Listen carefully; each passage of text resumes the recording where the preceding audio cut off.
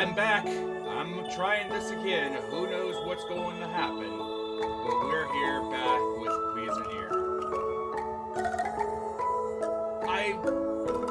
I'll be honest with you, this game is absolutely fascinating to me. And I want to welcome everybody in. I understand that some parts of the multiverse there are holidays going on right now. But I appreciate those of you that have stopped by just to spend a little bit of time with me. At the moment, myself and the rest of a number of my classmates are all right now. We're in a hotel.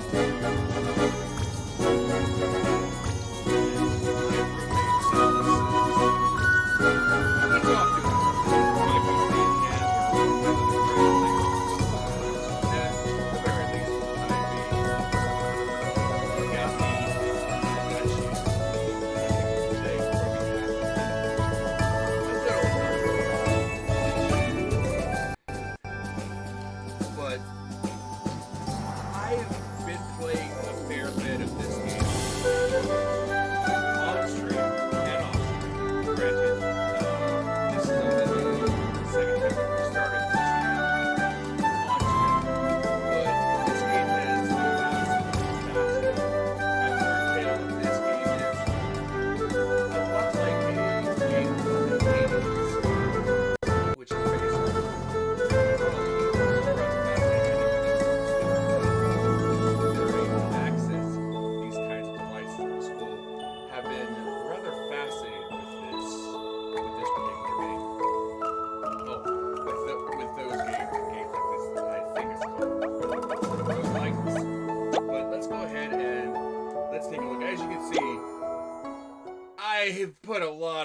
I put a lot of time in this off screen, just getting a feel for the game, enjoying the game, so on and so forth.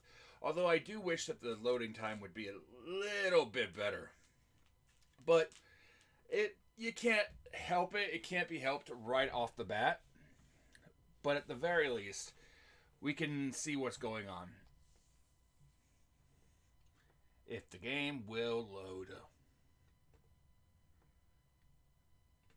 The art style for this game is absolutely fantastic. I kind of dig the cutesy kind of vibe for it. The cartoonish designs. I kind of dig it, but we don't have a whole lot right now. But we do have this spatula, which I noticed has a special quality to it.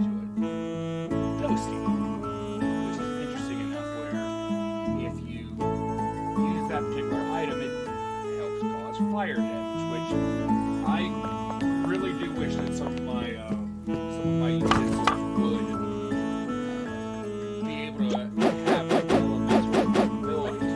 Although, to be totally honest with you, it's one of those things where I'm thinking about modifying some tools in the future to do that kind of thing. I've been tinkering and messing with it just a little bit in the past.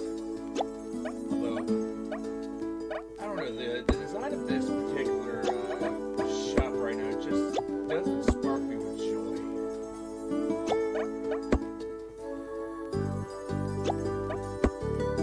So let's go ahead and modify that a little bit.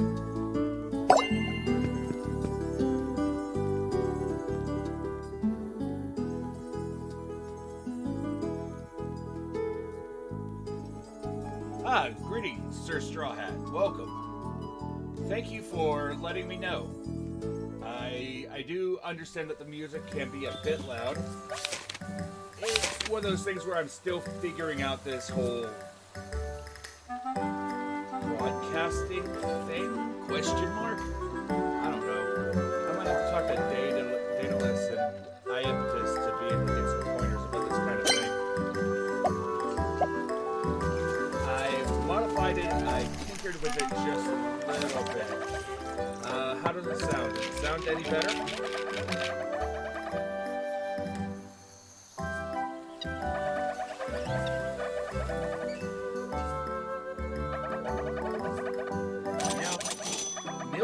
something that I'm definitely going to have to try to get the recipe for. Barely? Okay, let me try something and let me try to tinker this right here and modify this and see if we can get it a bit better on this aspect. That's the one good thing about being tech savvy like this. I can fix things on the fly, hopefully. Oh gods, I hope this thing doesn't break on me. Better? Good.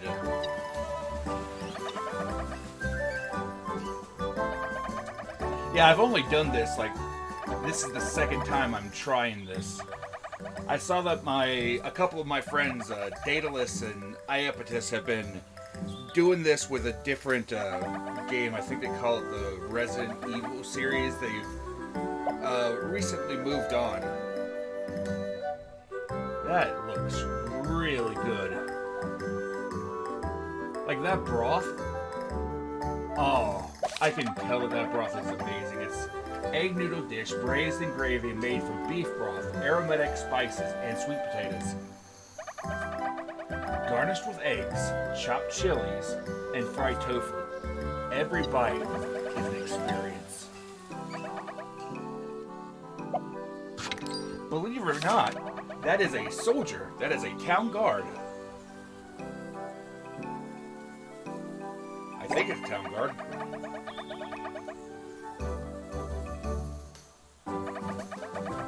And I believe those are wolf ears, if I'm not mistaken.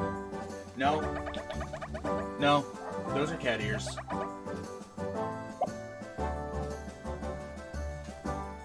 Ooh, steamed chicken.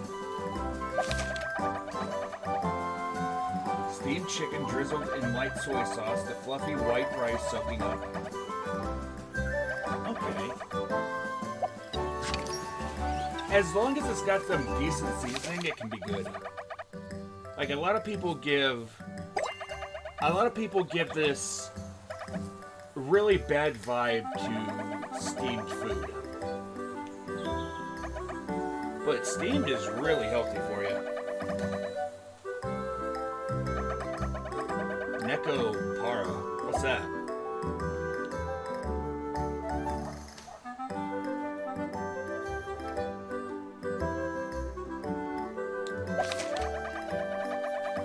It's a hot, crispy pastry filled with fried egg between its soft and greasy layers. Guaranteed to warm you up. I love making it for breakfast. I'm gonna have to try that. Like, if I can figure out the recipe for it.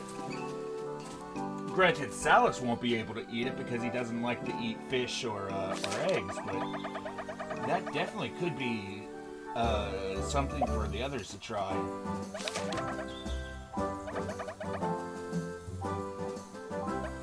Now, if there's anybody in this town that kind of matches my fashion aesthetic, Porcini absolutely does. This man knows that they like to look good. It's better if you don't know. Long story short, it's a game Taka played for Yes Yes Love Adventure Go. I don't know who Taka is, but I hope they enjoyed it.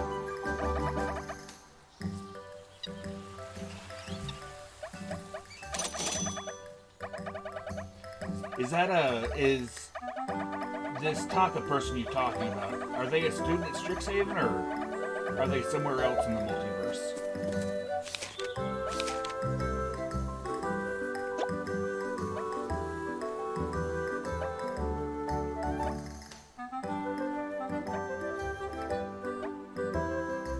I've got a lot of quests I need to accomplish.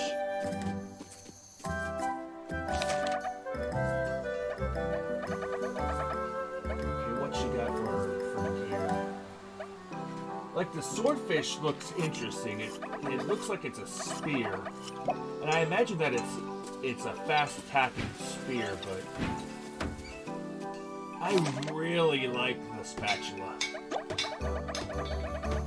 Okay, so I need about 1,200 gold to be able to upgrade my shop. Okay, Some of these items are looking really nice, and I'm getting a lot of ideas on how to upgrade my shop and make it and make my restaurant look better.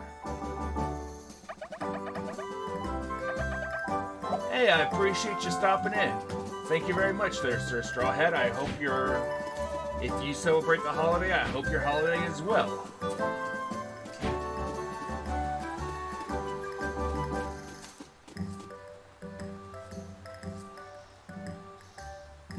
Believe you me, if I had access to my kitchen and my most of my supplies, I'd be making an absolute feast for my friends today. But unfortunately, you know, we're in the desert. But still, this hotel is nice.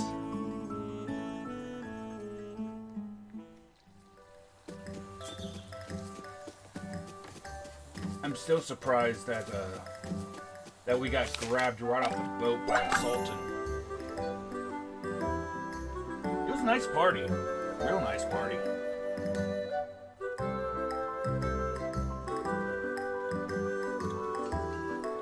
I think it's about time that we do some dungeoneering.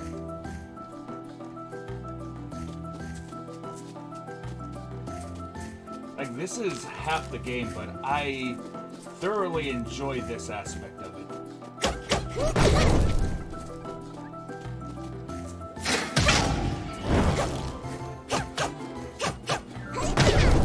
You know, I will say this.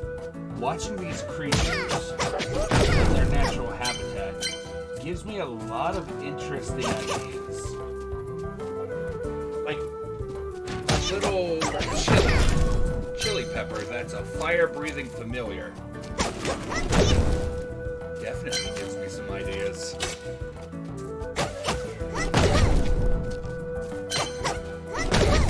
Although this would be, although for the most part, that's a field of research that I am not quite accomplished yet. Ah, greetings and salutations, LeJake.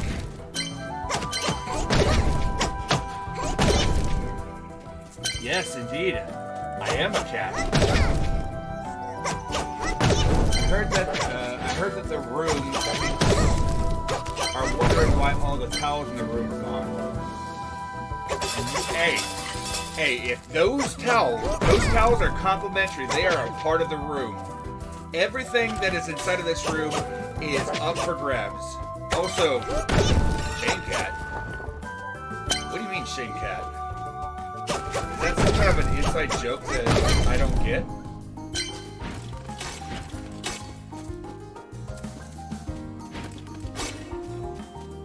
For those that are just arriving, allow me to, for those that have come in from LeJake's raid, allow me to introduce myself. My name is Endair Highwind. I am a first-year student at Strixhaven University. And I am currently on a field trip with a number of my classmates. Thankfully, we've had a bit of a moment so that we can actually be able to experiment with this broadcast. I haven't been doing it for very long, so I'm not very good at it, but at the same time, if Daedalus and Iamicus can do it, I'm pretty sure that I can.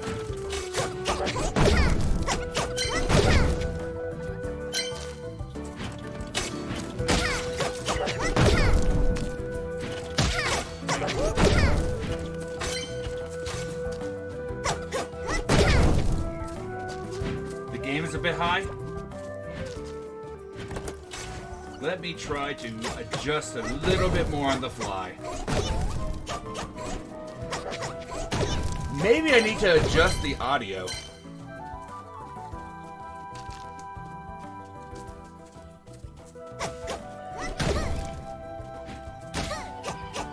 I do appreciate all the feedback. It's one of those things where I'm trying something new, and I still need to adjust things on the fly as things go.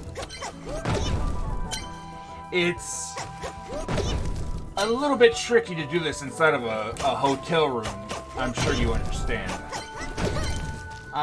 Give me a little bit. I'll adjust the audio just a little bit more.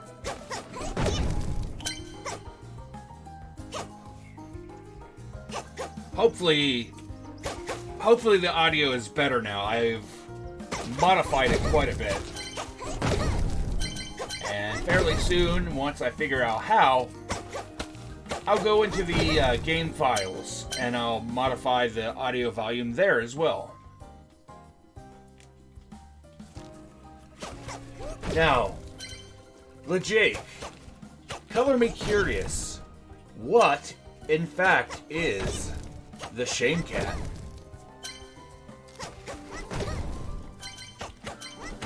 You've got my curiosity, and everybody knows one of the most dangerous things for a cat is curiosity.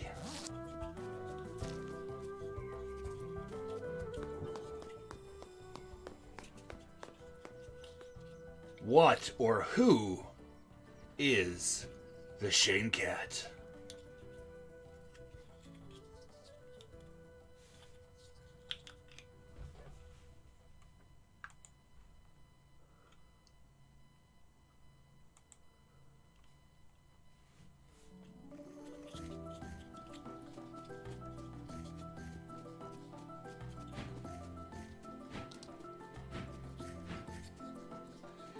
To put things succinctly, I have been made aware of an echo of yours from another reality.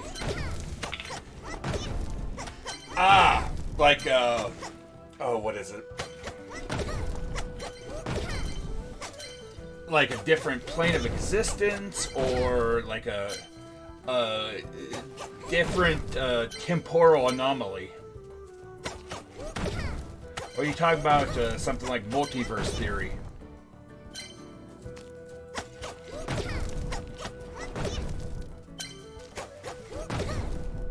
Because that sounds like a Daedalus thing, or like a Nihilok thing.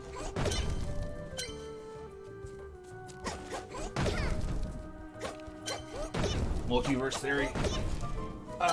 Let me see. If memory serves right, that's the theory that no matter what choice you made, there's some alternate timeline that makes it so that you made the other choice, right?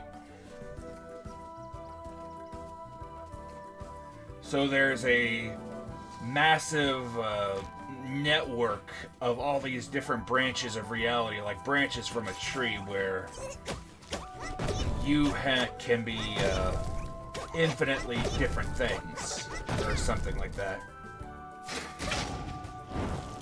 Survivor, indeed. I am, in fact, a cat. Meow.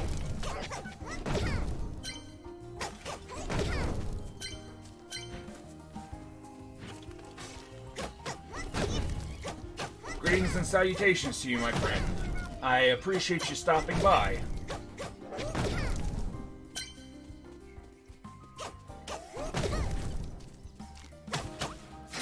Indeed. A very merry Turkey Day to you as well.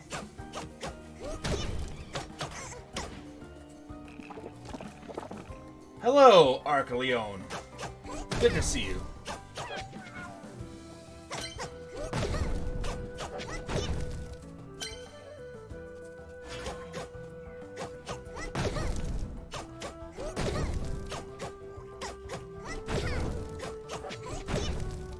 Deal of Moon, hello! Happy Turkey Day to you as well. And it would appear that I have a full inventory, so I need to figure out if I want to keep going or toss some things aside. I quickly realized that I need to upgrade my bag to be able to hold more capacity.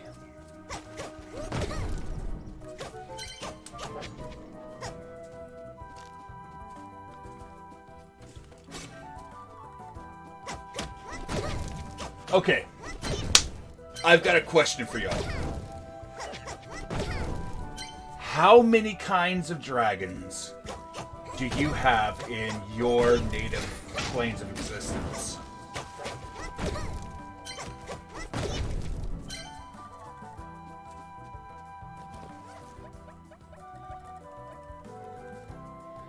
Because back home, I've only ever seen 3. Or, excuse me, I've only ever heard of 3. And that's a gold dragon, a silver dragon, and a bronze dragon. And there's only one of each. Only one that I'm aware of. And those are the trio of siblings that rule the empire to the north of my home. But after I came to Strixhaven, I learned that there's a lot of different kinds of dragons. Like, I've seen a green dragon, which I didn't even know existed. I've seen a blue dragon. Indeed. Not to mention all the founders of Strixhaven. I don't even know what kind of dragons they are. I only saw their humanoid forms. Now that looks fluffy and delicious.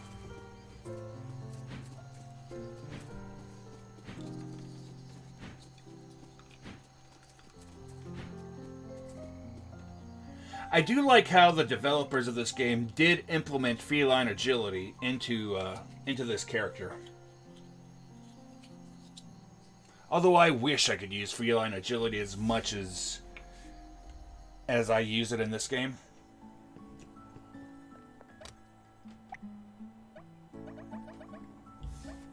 Oh?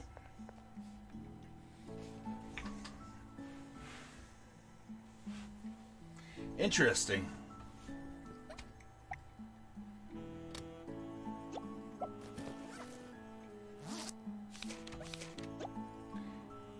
I wonder if it's just the nature of the different planes of existence. I mean, maybe there just aren't anywhere on the plane of existence where you are. Or maybe there's just, I don't know, maybe they're all in hibernation. Or maybe they've taken humanoid forms and you just don't know that they're walking among you.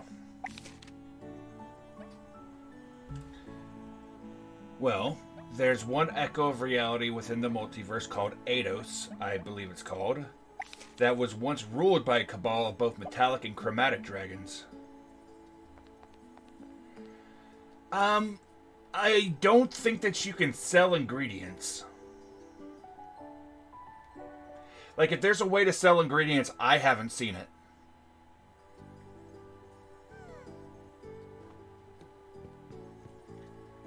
Trust me, I wish I could sell items.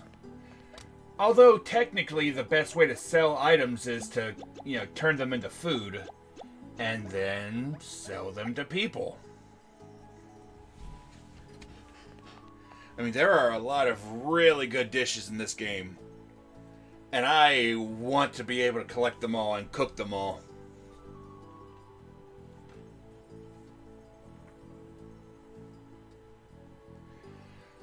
Although, I want a bigger bag. Without a doubt. Now let me check my quests and see what I can do, because the interesting thing here is whenever you do a quest, you get a new recipe. And unlocking a new recipe is the best way to progress the game, which it's an interesting thing that this game is broken into 3 aspects. You have your dungeoneering, where you go to get the items. You have your restaurant, which you use to cook the items. And then you have the shopkeeping, where you go around and you use the money that you get from the restaurant to upgrade things to do better in the dungeons. So it's like a giant circle.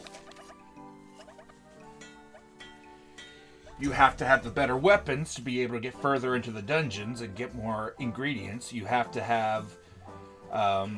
then you use the restaurant to be able to turn the ingredients into monies. And then you use the monies to upgrade your restaurant and your weapons. And you have to do a run around town to see if there's anybody new with quests, which is Safe to say, very, very interesting. A mongoose. Where have I heard that before? Not sure.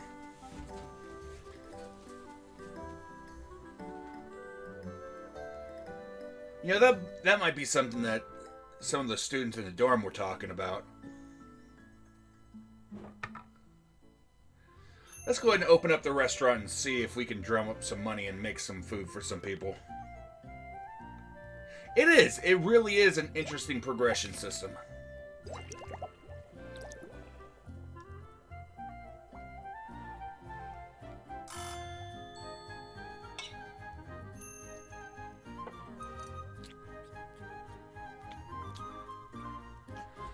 Although I'm not quite sure at the people of this town that want boiled meat. I mean, a tasty soup I can get behind.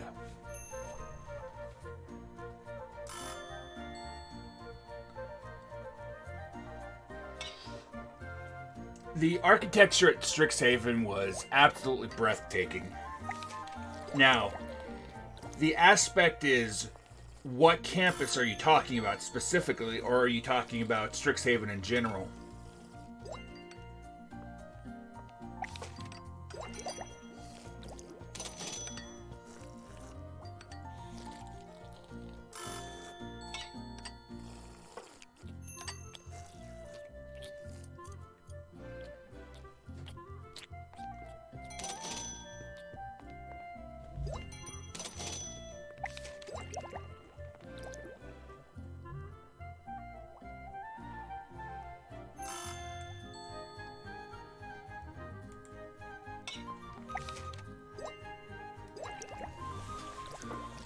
Well, coming from somebody that grew up on an island where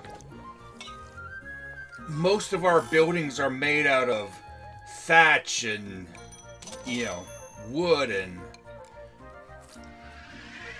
leaves and what have you, it's a little bit overwhelming to come into a place with such massive buildings like Strixhaven.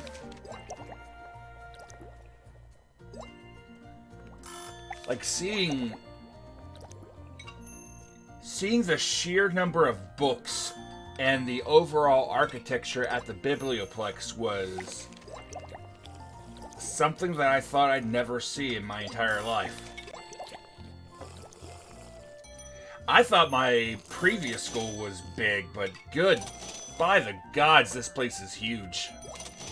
And not only that, not only the architecture of Strixhaven, but at Eoge's, where I've got a part-time job, the stuff inside of that diner will boggle your mind, I tell you what.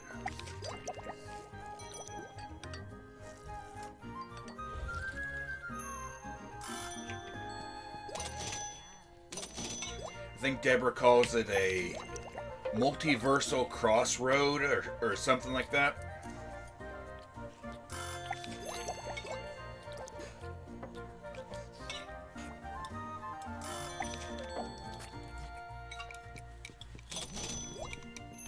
Some of the mirrors in that place they go to some really interesting places.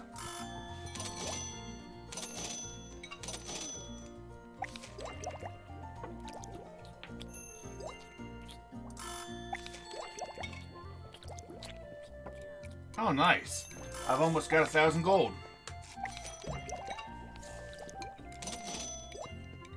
Hey, broke 1,000.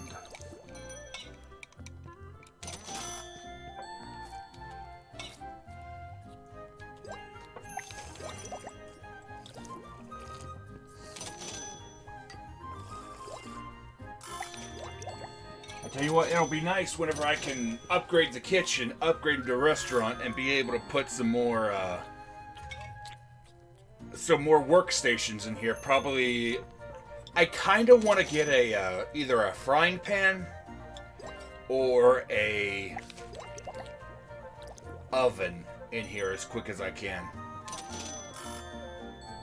Because the boiling pot is nice, but you can't You cannot beat a good, nicely seared steak.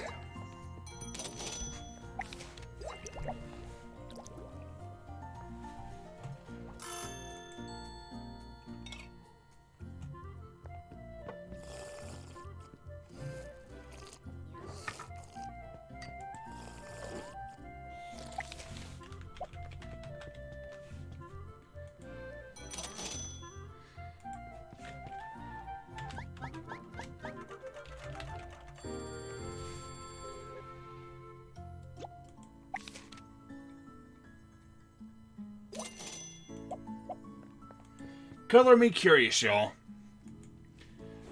What is your favorite dish?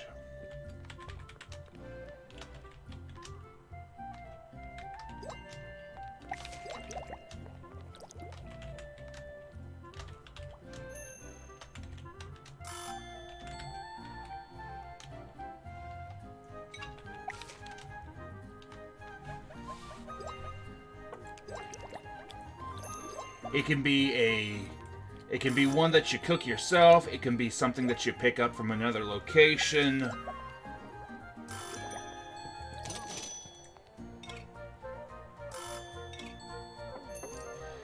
Does that fridge store materials? Yes. Oh, crab cakes with steamed shrimp and corn on the cob. Oh, sounds amazing.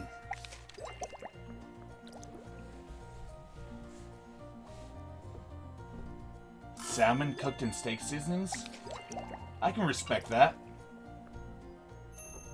Also, greetings and salutations, Blackfoot Ferret. Welcome in.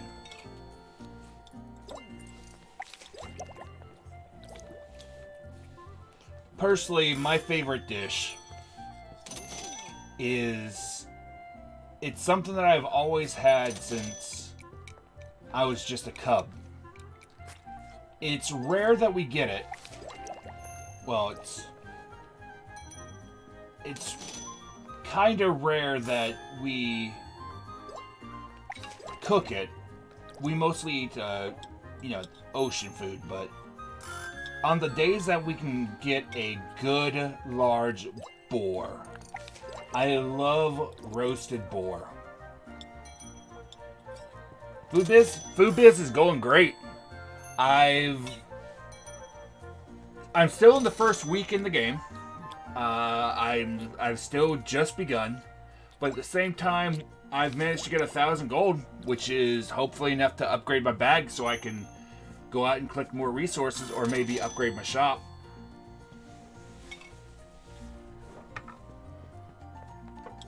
But above all, my favorite food is a good slab of roasted pork belly. You get that thing, you put the right seasonings on it, you cook it enough.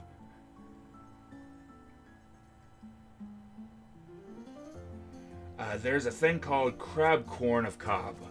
Places cook corn on the cob. Places cook the corn in the seasoning used to steam crabs. Oh, okay. That's a new technique I'm going to have to try.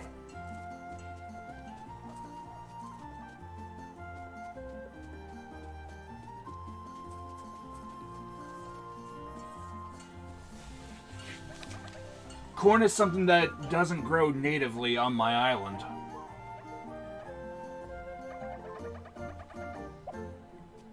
It's something kind of that we have to trade for, and it's a little bit difficult to come by.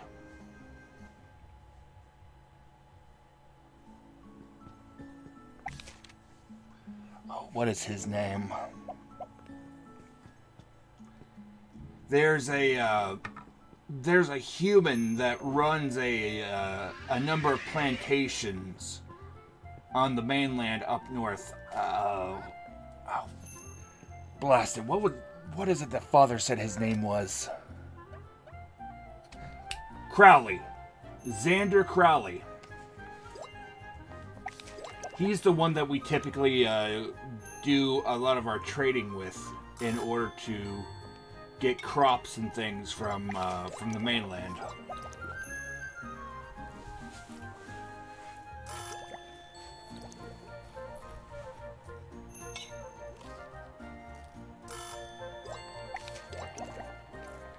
But yes, to answer your question, the fridge does store ingredients while you're... How to word this? Common isn't my first language.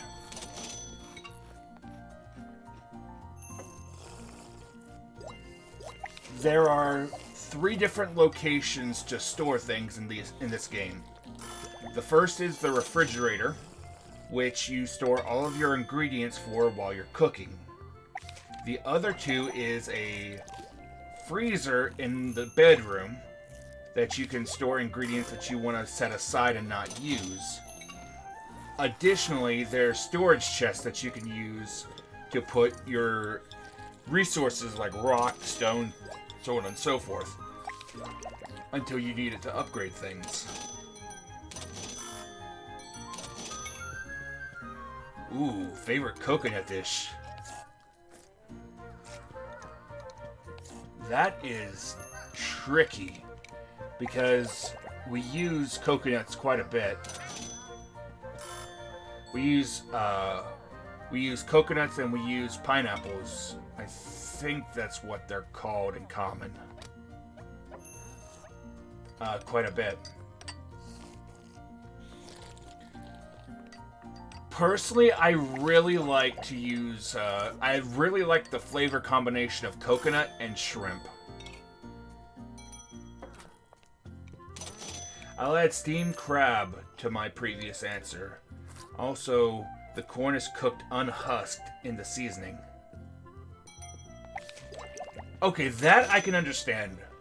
Because by leaving it in the husk and then cooking it, you trap in all the moisture from the corn.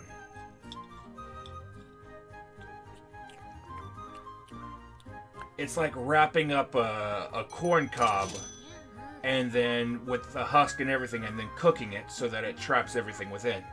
That I get.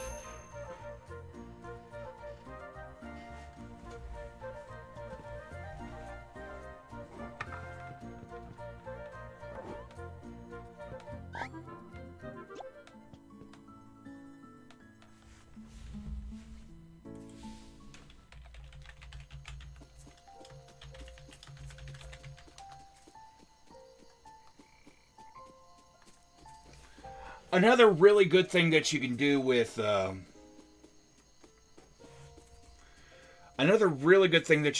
coconut is it's this really nice, very simple coconut pudding. All you need is coconut. All you need is coconut milk, sugar, water, and some kind of a thickener like cornstarch, or my personal preference is arrowroot.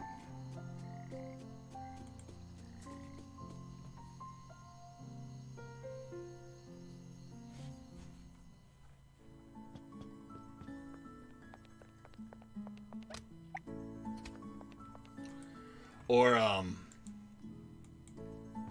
another really good one is coconut rolls.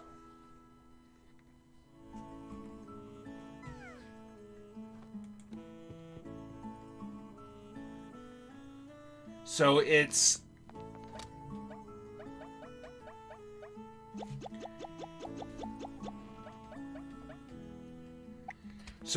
first thing that you do is you take a bread roll. You can also make your own yeast rolls, but you take some kind of a roll, you take coconut milk, you take sugar, and you make this really sweet coconut milk sauce, and then you pour it over and let it soak into the rolls, and that makes it absolutely divine.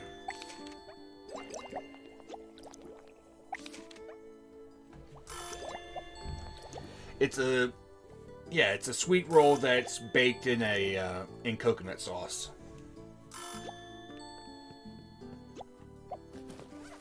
A lot of folks back home call it pani popo.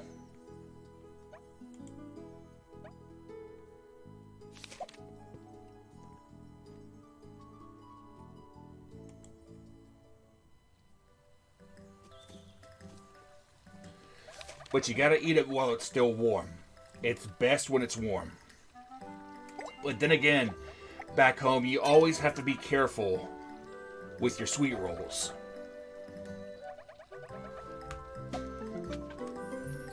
Because swift and sticky fingers often find the sweet roll that is left unattended for too long.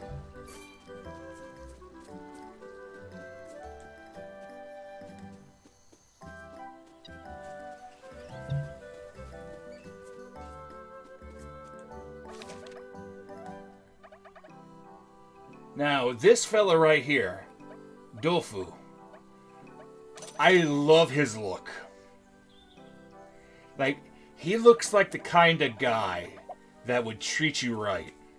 Like, he looks like the kind of guy that you take home to meet your parents.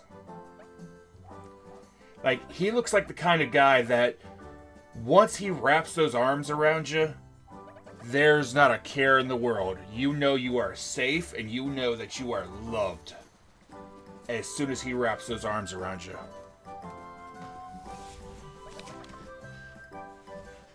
And then there's this boy.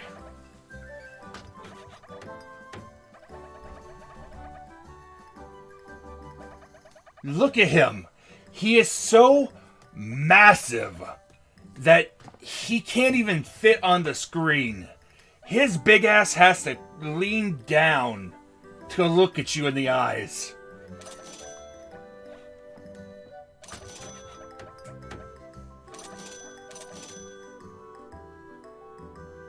Oh, I bet he does give great hugs.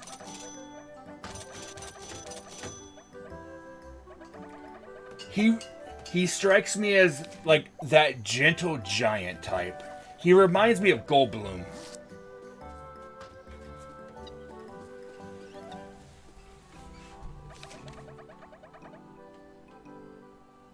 Aura protection on that boy? Yeah. That's a big old boy. Yeah, he is.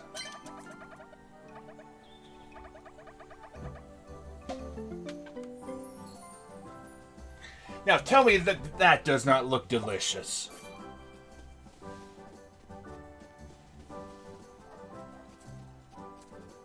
Like, and on top of that, given the size of the yard, I expect that eventually, as we upgrade the shop, it's going to get bigger and bigger.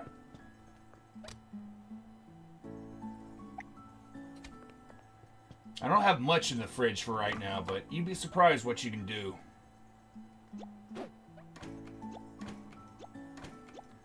Now let's see if we can rearrange the shop just a little bit. Now look at that. That's a 3-person table right there.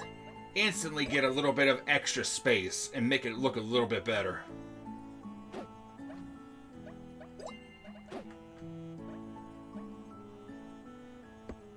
Both those boys could be the club leader of the Thick Boys. Hell yeah. My friend, you should have seen, about a month or so ago, we had a Blood Bowl game.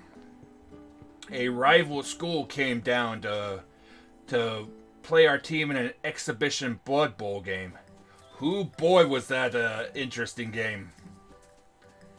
Apparently their star player was this massive, thick boy. A massive minotaur. Oh man, he messed our team up. Luckily,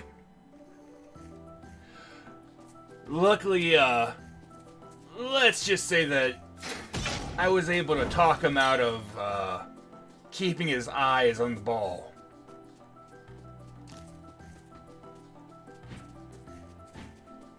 That was an interesting game. Apparently, from what I heard, a riot broke out in the stands.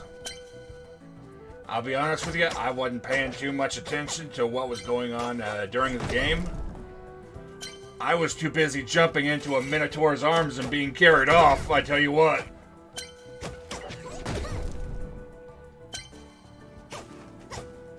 Oh no, he can catch. He sure enough caught my ass on the way down as I jumped out of the stands and into his arms.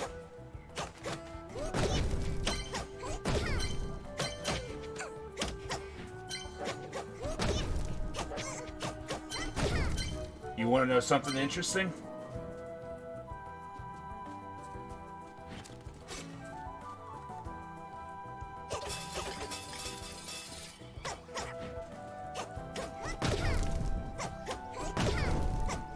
My man's a bard.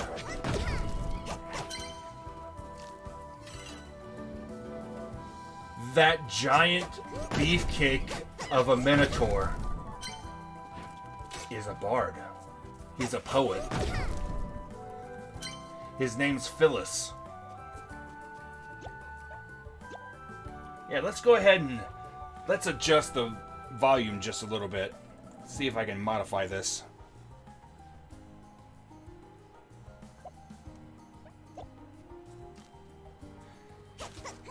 So, my man,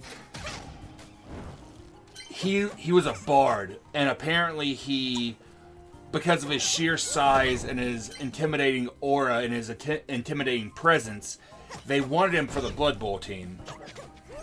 But the dude's a poet.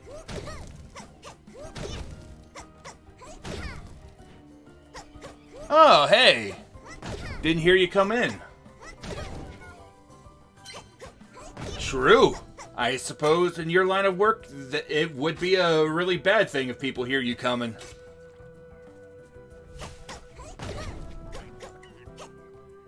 I'm doing alright. I figured since we had a little bit of time before we head out tomorrow, I'd goof off and mess with this just a little bit.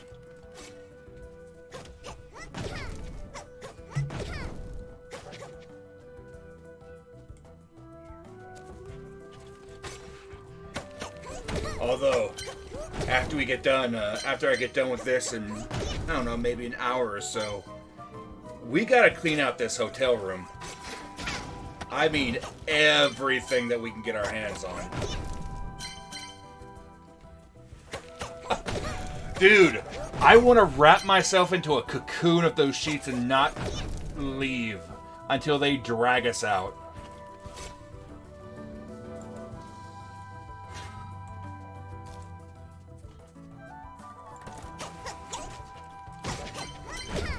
You know, I might just have to try that.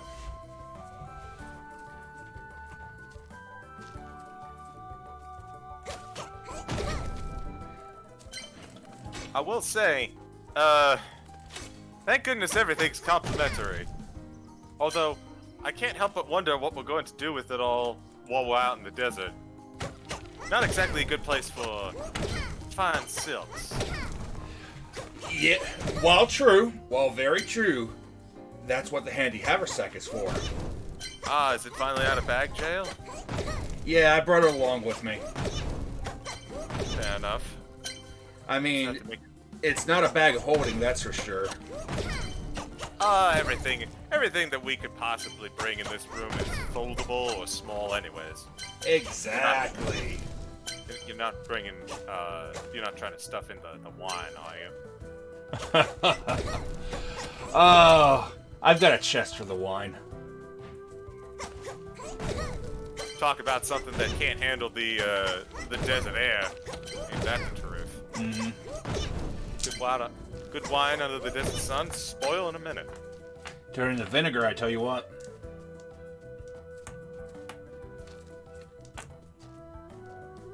Let me try a few things. Apparently, whatever this microphone is, it's not picking up. It's not picking you up very well. Let me. How does Salas sound now? I've tinkered with a few things. I've modified a few things.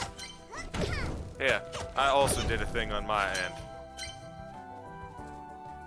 Hopefully that'll be a little bit better.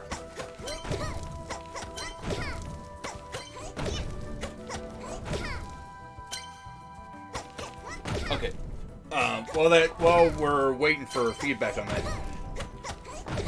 I got a question for you. Did you notice the way the Sultan was looking at Belky? Very in depth, I might add. Mm-hmm.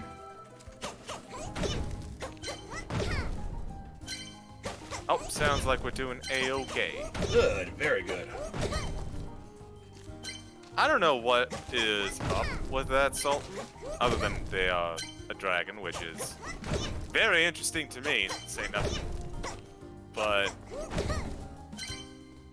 that Sultan seemed particularly interested in both you and Belky, though for you I understand why. Yeah. I mean, given what I offered him, it makes sense that he would be interested in me. I'm surprised that he grabbed a servant to test it first before he tested it himself. He must value his muses that much. Well, while I think that is true, there's also something to be said for having someone else test it beforehand. That's just kind of standard fare, especially if you've recently been in a assassinatorial position. Oh yeah, absolutely. Given the history that he's had with magic, I absolutely don't blame him one bit for testing it first. Hell, that's why I talked to a guard instead of reaching out to him and making a show of it. Yeah, it's a good thing that you did.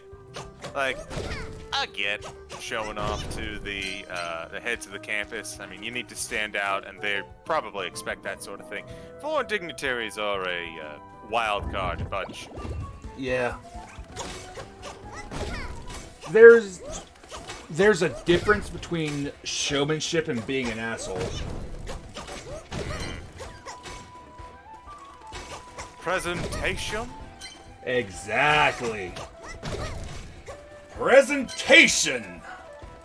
You know, I know a few of old friends when I was traveling. I was explaining to them that there's value in being a flash in the pan. I think we were talking about stories in particular. They were like, oh, well, there's this great mystery, but once you figure it out, it doesn't have so much impact anymore. And it's not, like, the character involved isn't quite so deep or whatever. And I'm telling them, it's like, just because they're not the deepest thing doesn't mean the story being told about them isn't great. Having that flash in the pan, that has more value than you give it credit for, my friend. Mm-hmm. Yeah, but look at me, I'm going on about literary works again.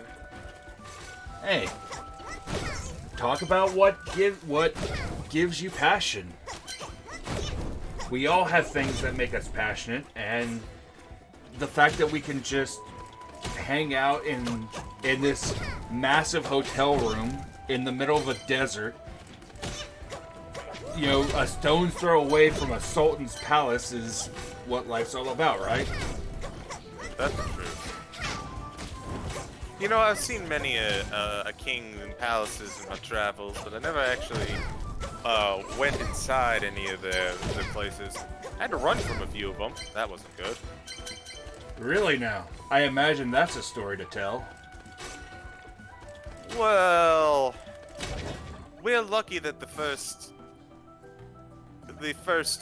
major official is apparently an upstanding gentleman. There are plenty of individuals out there that may or may not be concerned with keeping their power or staying in power or just being jerks. Ah. I don't know, I'm always wary whenever it comes to, like, nobles, like, what was his name? Unky B, or whatever his name was, from a few weeks ago. I don't know, something about my gut just does not like that guy. I mean, your gut is to be trusted, but I do think that it's probably speaking a little bit louder than you might be taking credit for it. He does strike me a little bit off myself, but I didn't quite get full malice, if it makes sense, or like wrongness. If anything, I just think he's just kind of a little bit of a jerk. It could potentially also be the fact that what happened that night also has... what's the word in common? contaminated my perceptions of him due to the association of what we went through that night. I mean, you're not wrong. I'm usually a forgiving person, benefit of the doubt, but that doesn't mean that I can't, you know, if there's a rotten apple in the bunch, I can still smell a rotten apple in the bunch. Yeah.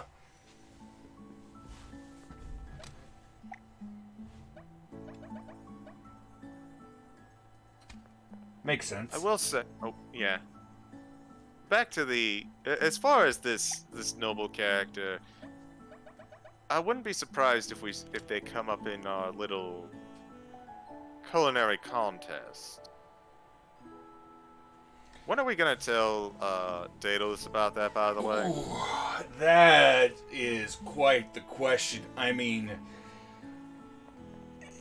given what Daedalus has been going through as of late, I've been giving him some time. I think that he's beginning to process exactly what he's been going through. Like, he seems like the type of person where he needs time to process everything going on inside of his head. Otherwise, things get bad. But I imagine that I'll be surprised if Iapetus hasn't already told him about it. Truth be told, I have a feeling that that boy is a front forward thinking individual. Mm-hmm. He knows what is going on in his head. He knows what is going on in the current situation. I'm not entirely sold that he has a good bead on his own subconscious, though. I feel like he's got a lot of stuff kind of backed up, and it wouldn't surprise me if... Oh. You have a really interesting habit of doing that. Dude, you have to watch the ceilings whenever you always have to look up. That's something that's something you learn about being in a jungle. Always look up. That's the problem. Something you always look around, you learn when you are raiding around in the dusty old booby-trapped tombs. You look up and then to the left and to the right and to the down and to the back and to the front again and then up again. It's a whole rotation. Mm-hmm. How's it going, Daedalus? It's fine, hanging around. Would you like to come off the ceiling for a little bit? Oh, sure. So I saw that you've been, I saw that you and Iapetus have been getting further along in that game that Morg gave you. How has it been? Well, it's a much friendlier neighborhood than Raccoon City, but there is still a lot of danger. Mm-hmm. Also, we're kind of lost, but we're hoping to fix that.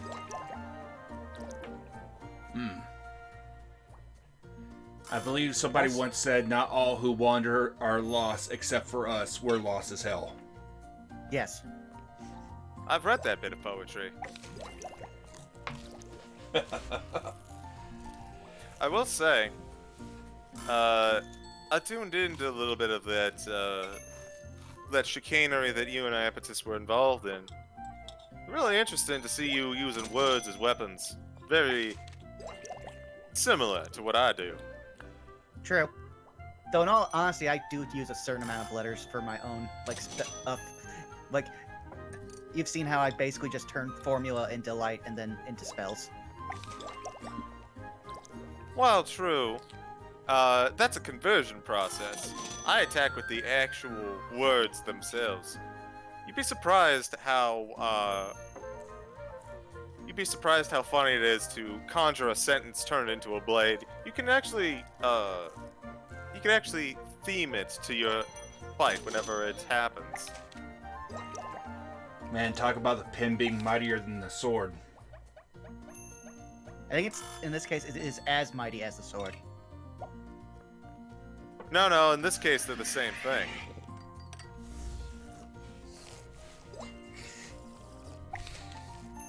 Wow, you do all that without magical ink. I feel jealous. It's mostly a skill I picked up here and there. Now I will say... I'm just sitting here imagining you calling somebody a bitch, and then taking that word and then cutting them with the physical form of the word bitch. Well, I never try. I try to avoid crass terminology like that if I can. Though I will admit, I have in fact stabbed someone once before with the sentence, "You are about to say ow." Really? A divination wizard would be proud. Though at this point, I'm like 1/3 a divination wizard. It's getting very interesting, the amount of spells that I've accrued. You've been picking those up right quick. Oh, yeah. I mean, that's why I started selling that's why I started selling the distribution rights to the spells I create to the school, so that way I can get money so I can just keep learning spells. The bigger trick is being able to prepare enough of them at the right times. Greetings and salutations, Strider Weird Lord. Welcome in. What'd you do to that poor turkey? Maybe the turkey was some kind of a exit position for, like, I don't know, a bag of holding or something like that. I mean, I've come out of weird places before. True, but then how do you get back in? With a helping bagman hand.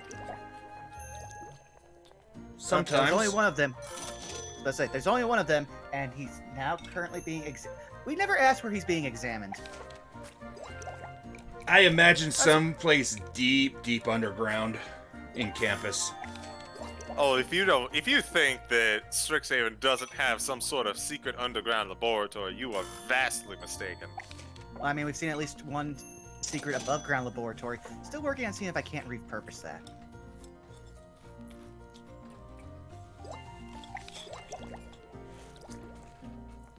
Now, do we know exactly who owns that particular building, or was it like his family's building, or was it just some abandoned building?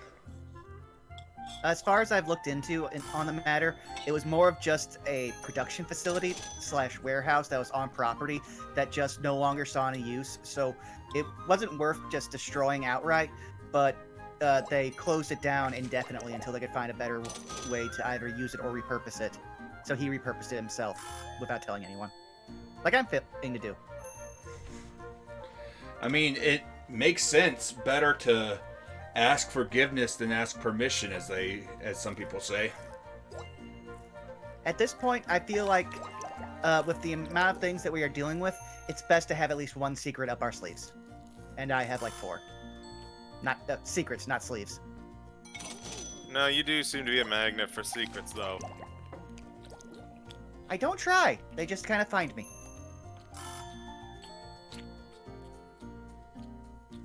Makes sense. That's why you are the wise man of the group.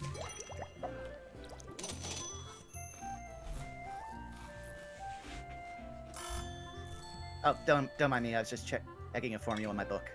Ah, no worries. You know, this game has been very, very interesting as of late. Oh, really? Yeah, how has it been?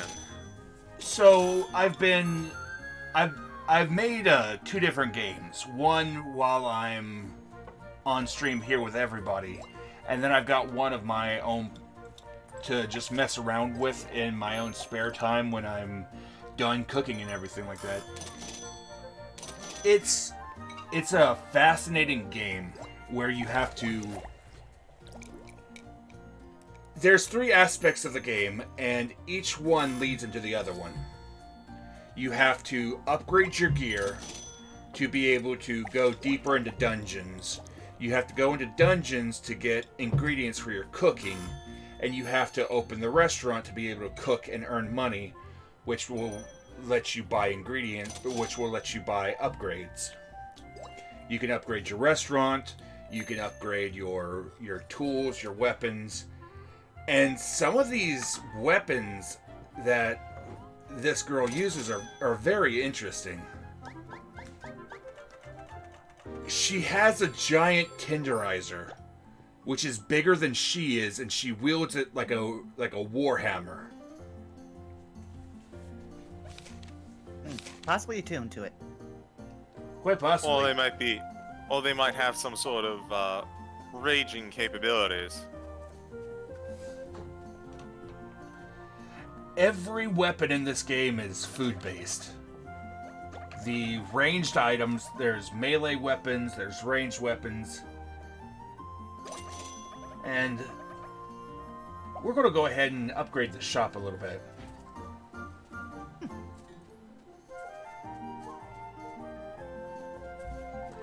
There's a number of interesting aspects, like here's some of the weapons. There's a smack roll, a throwing plate, a kebab skewer. The kebab is a spear. There's a swordfish, which is another kind of spear. There's a kitchen knife, which is a great sword. A smack roll, which is a fish, but it acts like a sword. And there's the oven that I wanted. So now we can start getting things other than boiled food. You know, I think I could see something like this. Hold on. Let me think about that.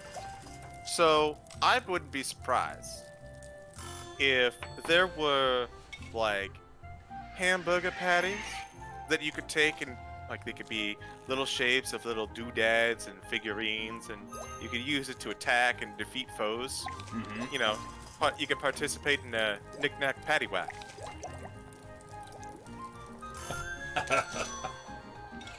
Oh.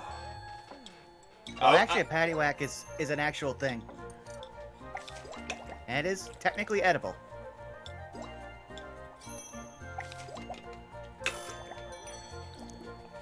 Though, you probably don't want to actually eat it. You probably want to feed it to a dog. I must also admit that that particular joke I do not claim credit for. People way funnier than me have said it before. It's kind of surprising how much of your personality and your repertoire of verbal acuity you adopt and gather from your friends. That's true. Yep, I'm still getting in trouble for using the phrase snuff film around diabetes. Who did you learn that from? Belky. As if it could be anyone else. Makes sense. Yeah, I didn't really understand that much about it. And then when I figured it out, I was like, huh. But then again, we also go to school with, like, an entire necromancy division and college.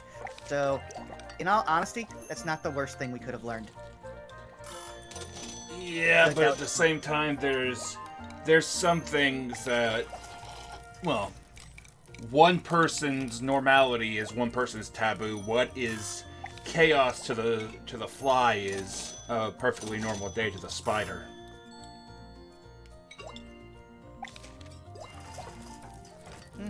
Fair. But now that we're thinking about different cultures, I was thinking about a biological issue I've been having, where, well, not so much having, but I've been wondering about for a long time. Mm-hmm. And as you can see, I can just, cast dancing lights like this. But, Ah, my eyes. yeah. The thing is, like, I can do this only because I'm a drow. At least that's what my mother tells me. But drow have very good dark vision. Why would we ever need dancing lights? To blind other drow. That's what I was thinking.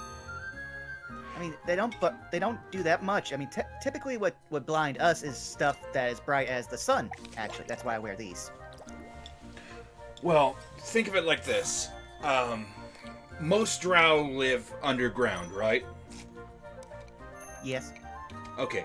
So, and it's always eternally dark underground. So any kind of light would draw attention immediately, correct? Well, not actually. According to Mother, around where most drow societies like base themselves is typically around areas of good bioluminescence. One thing that I would think of is it'd be good for distraction purposes. You know, light up some orbs in one direction and go a different way, or maybe put them right into the face of an opponent, or, you know, kind of thing like that. Maybe it could also be potentially to dissuade, like, magical darkness. That's true. Well, I Plus- think that's also part of why I can do this and just look at the ceiling. It's gonna be bright. See, fairy fire. One of the only innate things I can do. Well, let's also not forget, you mentioned that most drow cultures find themselves around bioluminescence, right? Mm-hmm. So, in a way, you are still surrounded by light through most of your time down there. So while you do have access to dark vision, then that doesn't mean that, you know, it's a completely foreign concept and you just rely on your dark vision all the time. Because the thing about dark vision is you can only see in, like, shades of gray, and color is really important. True. Though, I would have thought that there would be some form of, like, evolutionary, like... I don't know what the phrase would be. Dividend? Like, for instance, some of the stuff that I can do, I can only do because of the fact of very selective drow breeding from matriarchs. Like, you know how I'm able to dispel magic even before we were able to, like, learn 3rd level spells? Right. That's something that only drow nobility can do. It's also why I can just see magic. Devon Paradox, happy Thanksgiving to you as well. I assume that's a holiday in your plane of existence.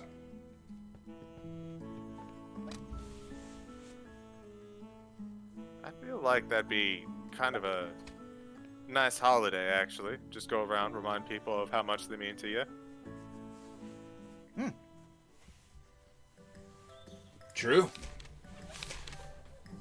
We might have to see if there's something like that in Strixhaven.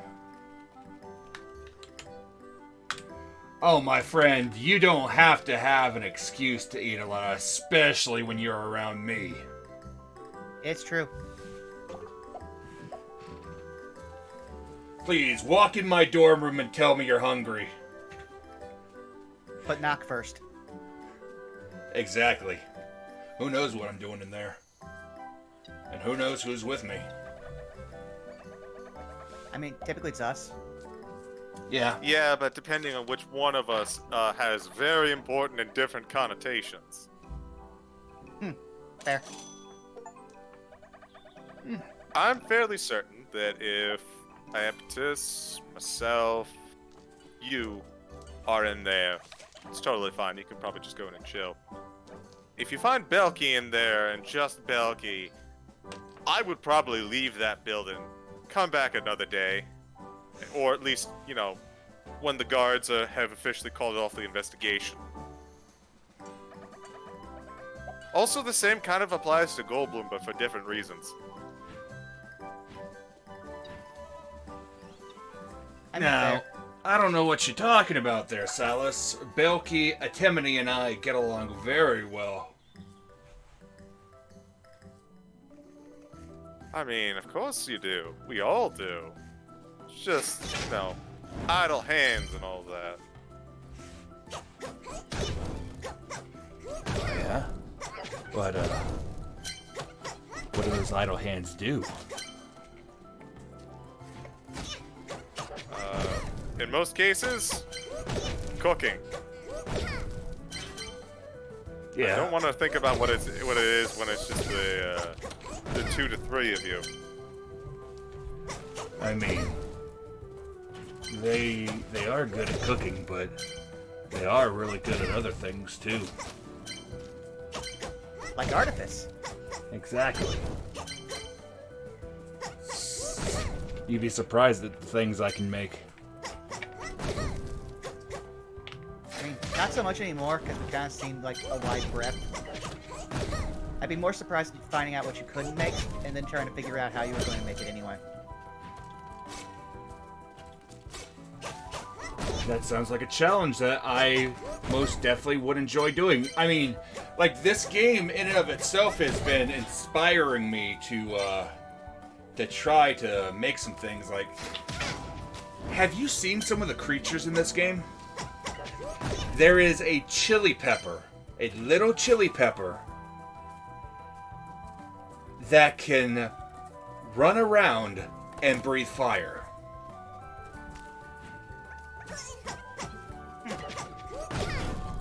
What happens if you eat that? Can you breathe fire, or is it just really spicy? I'm okay with both options. I'm just curious. It's really spicy.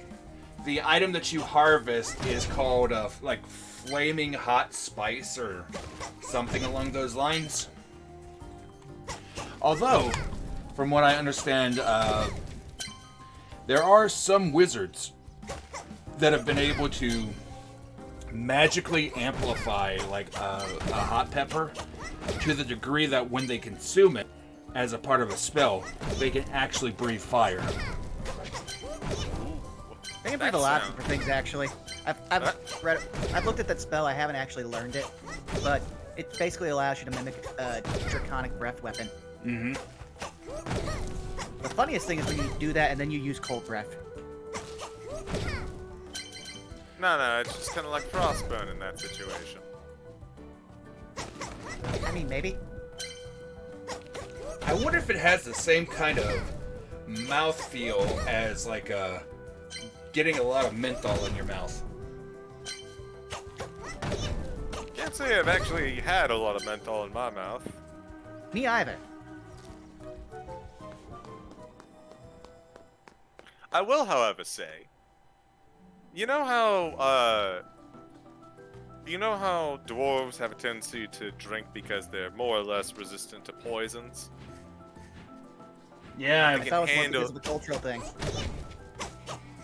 No, they're actually pretty skilled with dealing with... Maybe because they do drink and that just kind of gave them some ability to handle poisons pretty well, or vice versa. I actually don't know.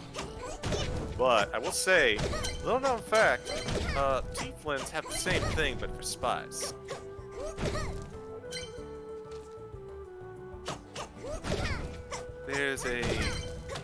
I'm a huge fan of the spicy stuff.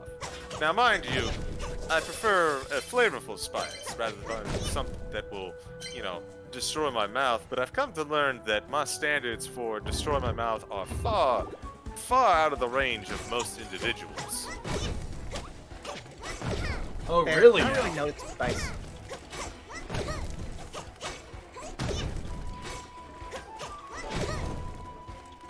I will keep What do that you in say? mind for the future.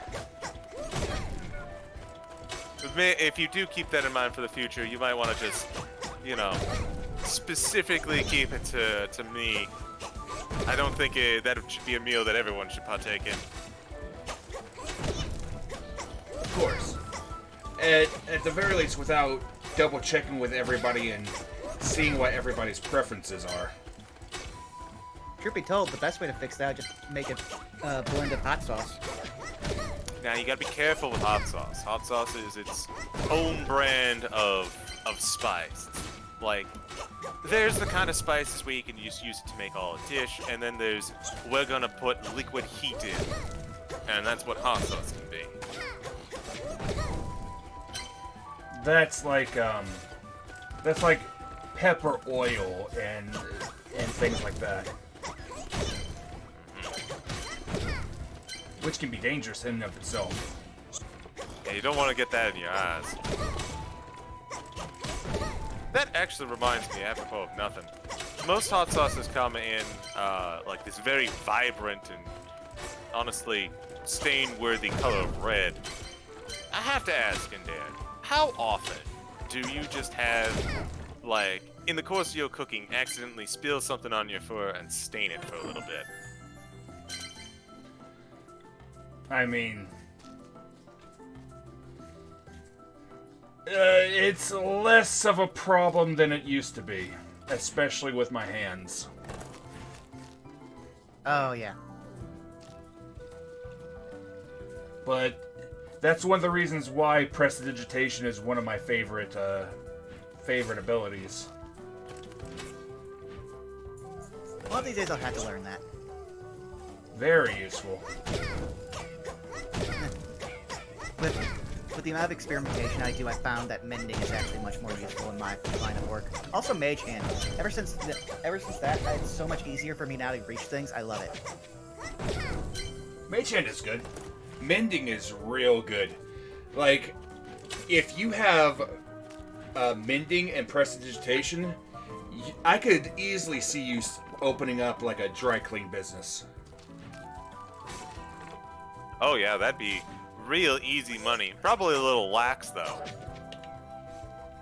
Depending on what part of town you're in. I mean, you get in an area with a lot of nobles, you'll be set.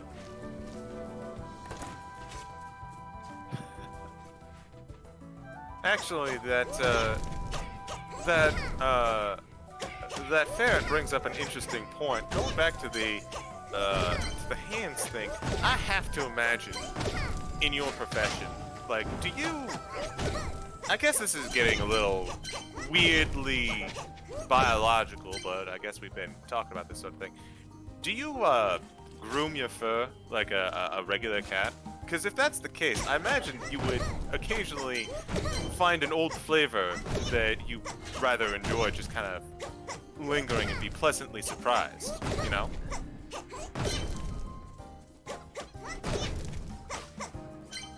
The interesting thing about that is a lot of the times I try not to, but there are, like, in times of very high stress that I do, like, resort to those particular mannerisms. Although I try to keep a brush and brush myself rather often. Oh, that would make sense. By the way, feel free to, you know, say no if this goes a little bit more. I'm very genuinely curious. I'm not trying to invade or anything. Oh no, I get it. There's a lot of curiosity, especially with things like different races from all across all the different planes. People just flat out don't know about these kind of things. That's true. I mean, personally, I don't know what toes are like, so... And I imagine that there's quite a number of people that are curious about, you know, your hoof care routine. I will say hooves are surprisingly low maintenance most of the days, but it's kind of similar to horn maintenance. Like every once in a while, you gotta give it a little bit of trim, but for the most part, you can just kind of forget about it, unless something terrible happens. You get a cracked hoof or a cracked horn, that can be agony to repair. Like, biologically, they don't heal very well. They don't, you know, they don't heal like most normal things. Often, you really just need to see a professional to have it mended in some way. I imagine there is much of as much of a pain in the ass to deal with as like a broken claw. You know, I could see it.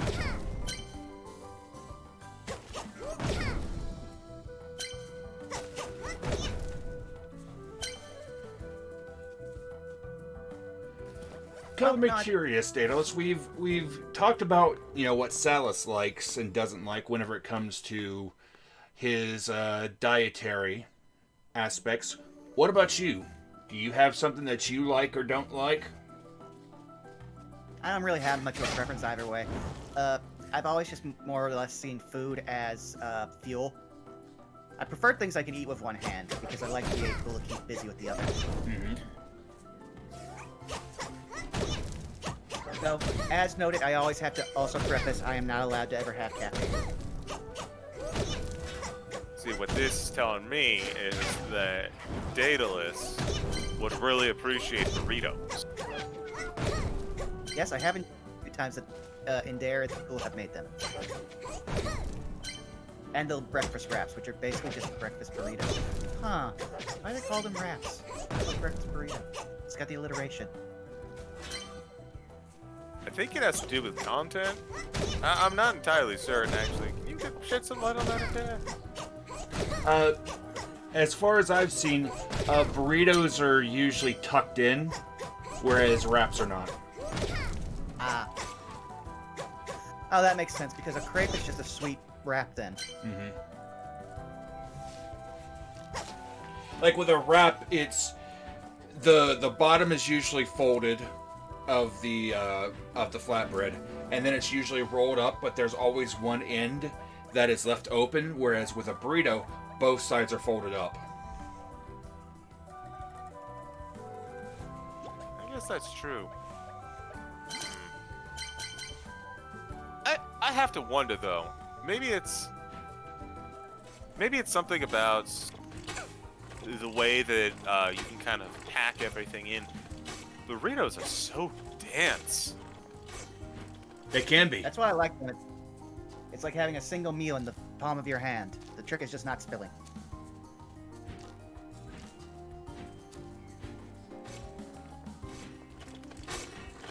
According to Devin Paradox, wraps are open, burritos are closed, and tacos are open on both sides. I can go for a good taco right now, but I didn't. I've already had dinner. I had ham earlier. Quite the delicious meal. Ah, greetings and salutations, Earl King Wes. Thank you for popping in. Allow me to introduce myself since I haven't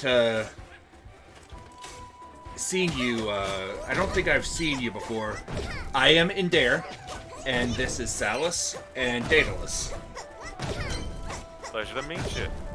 Aye. We're first years at Strixhaven University.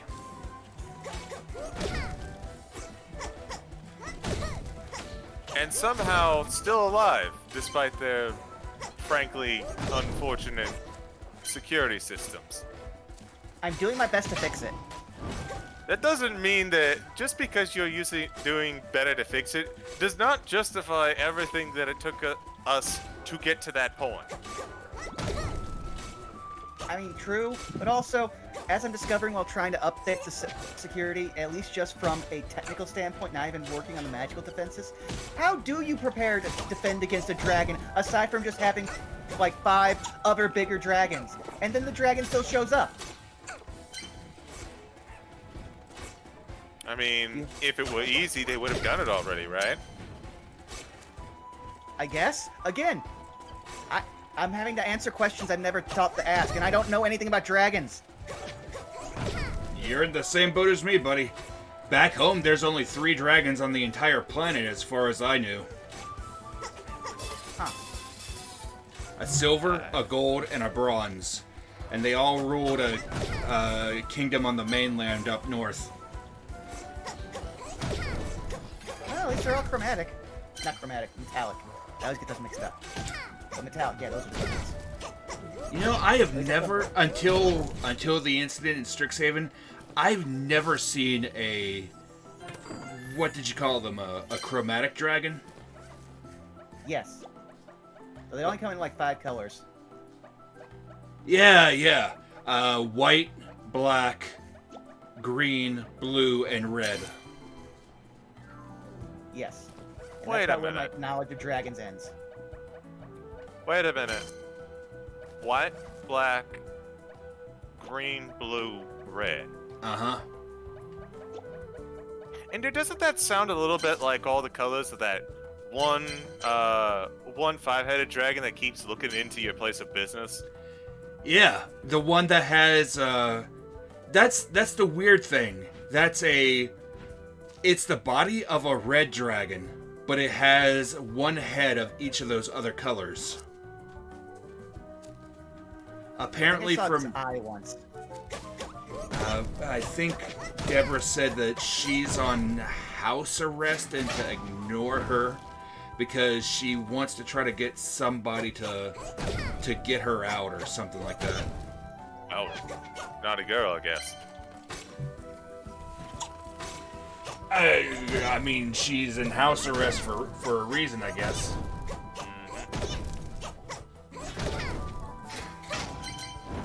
Nah. It is what it is. Just so long as we don't, you know, interact with that, I guess it's perfectly fine.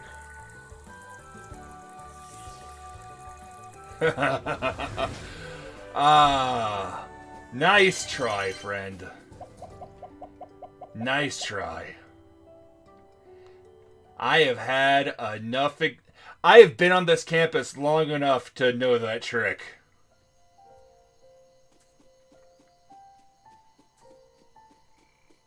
You know, strangely enough, I haven't had a lot of experience with that particular part of reality. Though my parents have told me to stay away from it as much as possible. I'll be honest with you, I'm still surprised that they have a pixie in the student store for sale. I think it's by arrangement. Oh? I mean, I haven't looked into it because I'm not really into like buying smaller like sentient races. You know, strange as it seems, apparently there are a few like magical races out there, like the kinds that you think you could capture, that while they're not exactly okay with it, are part of a like it's just kind of a thing with them. Like I was doing some studying the other day, and apparently, so get this, right? Have you heard about the elemental, like the elemental lords, the jinns and the Ifriti and all of that nonsense? Vaguely. So go ahead. So apparently, get this, right? Like, if you have a jinn, specifically a jinn, not the Dao or Ifriti or the Merits, but specifically a jinn, they apparently view like servitude as kind of like a cultural, like a cultural part of their being. Like every jinn should go through a phase where they are just a servant for a while. I think it's supposed to be some form of like humility inducer. Oh, I thought it was gonna be that thing that like Belky always calls a kink. I mean, I don't have full knowledge of that. Yeah, I've heard some things. I don't know if they're true or not. But like I heard something kind of sort of similar, that like elves are so long-lived that at some point like they want to be a servant as like a kink or something like that. I don't know if it's true or haven't not. lived that long. Also, I could never see my grandmother serving anyone. I don't know, maybe Then it's... again, my grandmother. Oh. I don't know, it might be it might just be like a kink or something like that. Oh, you know all about that, pussycat. Hey, how's it going? It you know, it figures that we start talking about kinks and you show up. Somebody must have, you know, talked about me because I could hear my ears burning. How you doing, Belky? Hey! Let's see, I see Sully and Specs too. What are you boys doing? I'm catching Passing up on time. I'm just catching up on a little bit of homework while spending a little time with Endair. Oh, well, hey, Catmandu, is there any way you could put up a scrying orb or something so we could see it from this call? With the way that it is right now, unfortunately not. Damn, magic really sucks sometimes. The thing is, this is Hold on, only my Anthony's second... talking to me. Yeah? Yeah. What? You anything from the school store? You know, I'm good, thanks.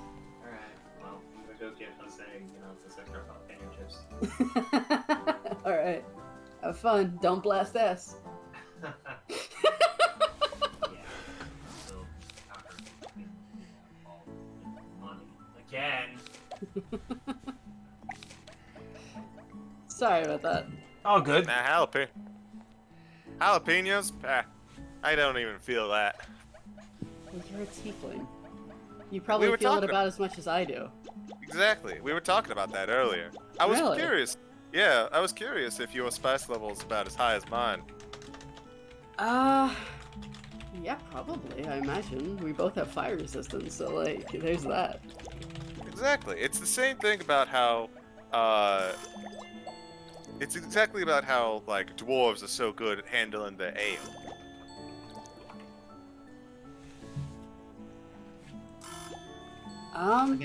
Yeah, I suppose it would be, wouldn't it? Oh.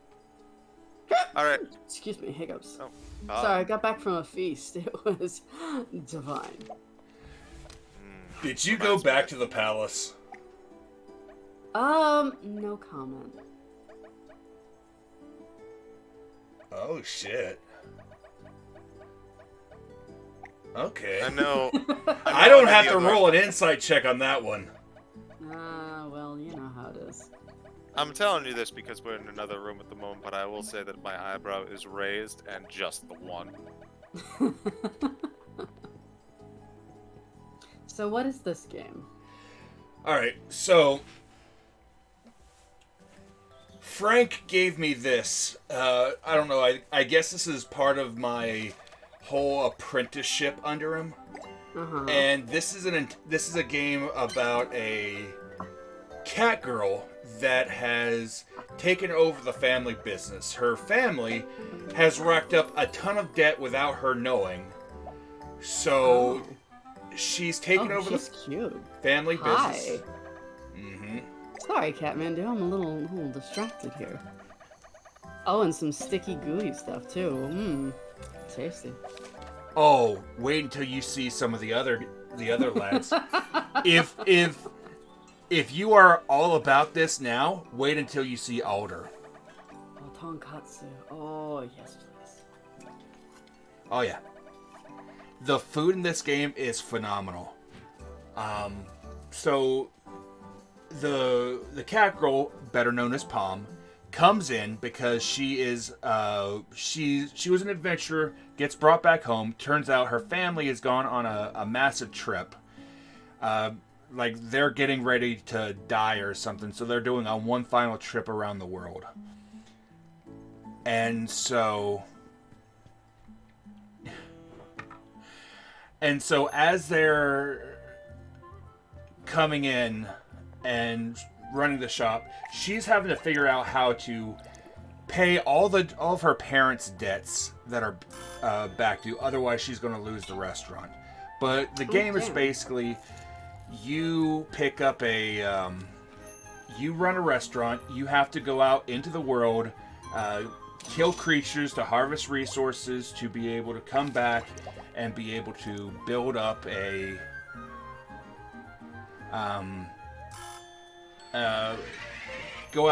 go into the dungeon, kill creatures, get resources, come back to the shop, and cook and run a restaurant in order to get money to pay off your debt. Huh. Also, I see some of my fans are in your chat saying hi, Belky. Hi, everybody. Yeah, It's good to see you apparently again. the folks on this network have been watching Daedalus and Ieptis go through and do the same thing previously, and they're kind of aware of us. Are they also trying to get an internship with Sloppy Uges? I don't think so. I don't think that a lot of them are Strixhaven students. Huh.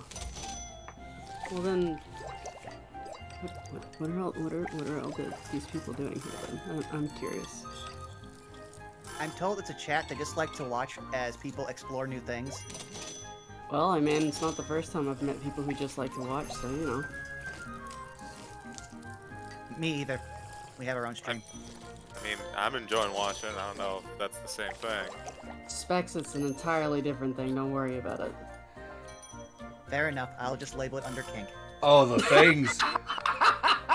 The things that we can show you, my friend. Oh, well. I wouldn't want to push Specs too hard. It might make his brain explode.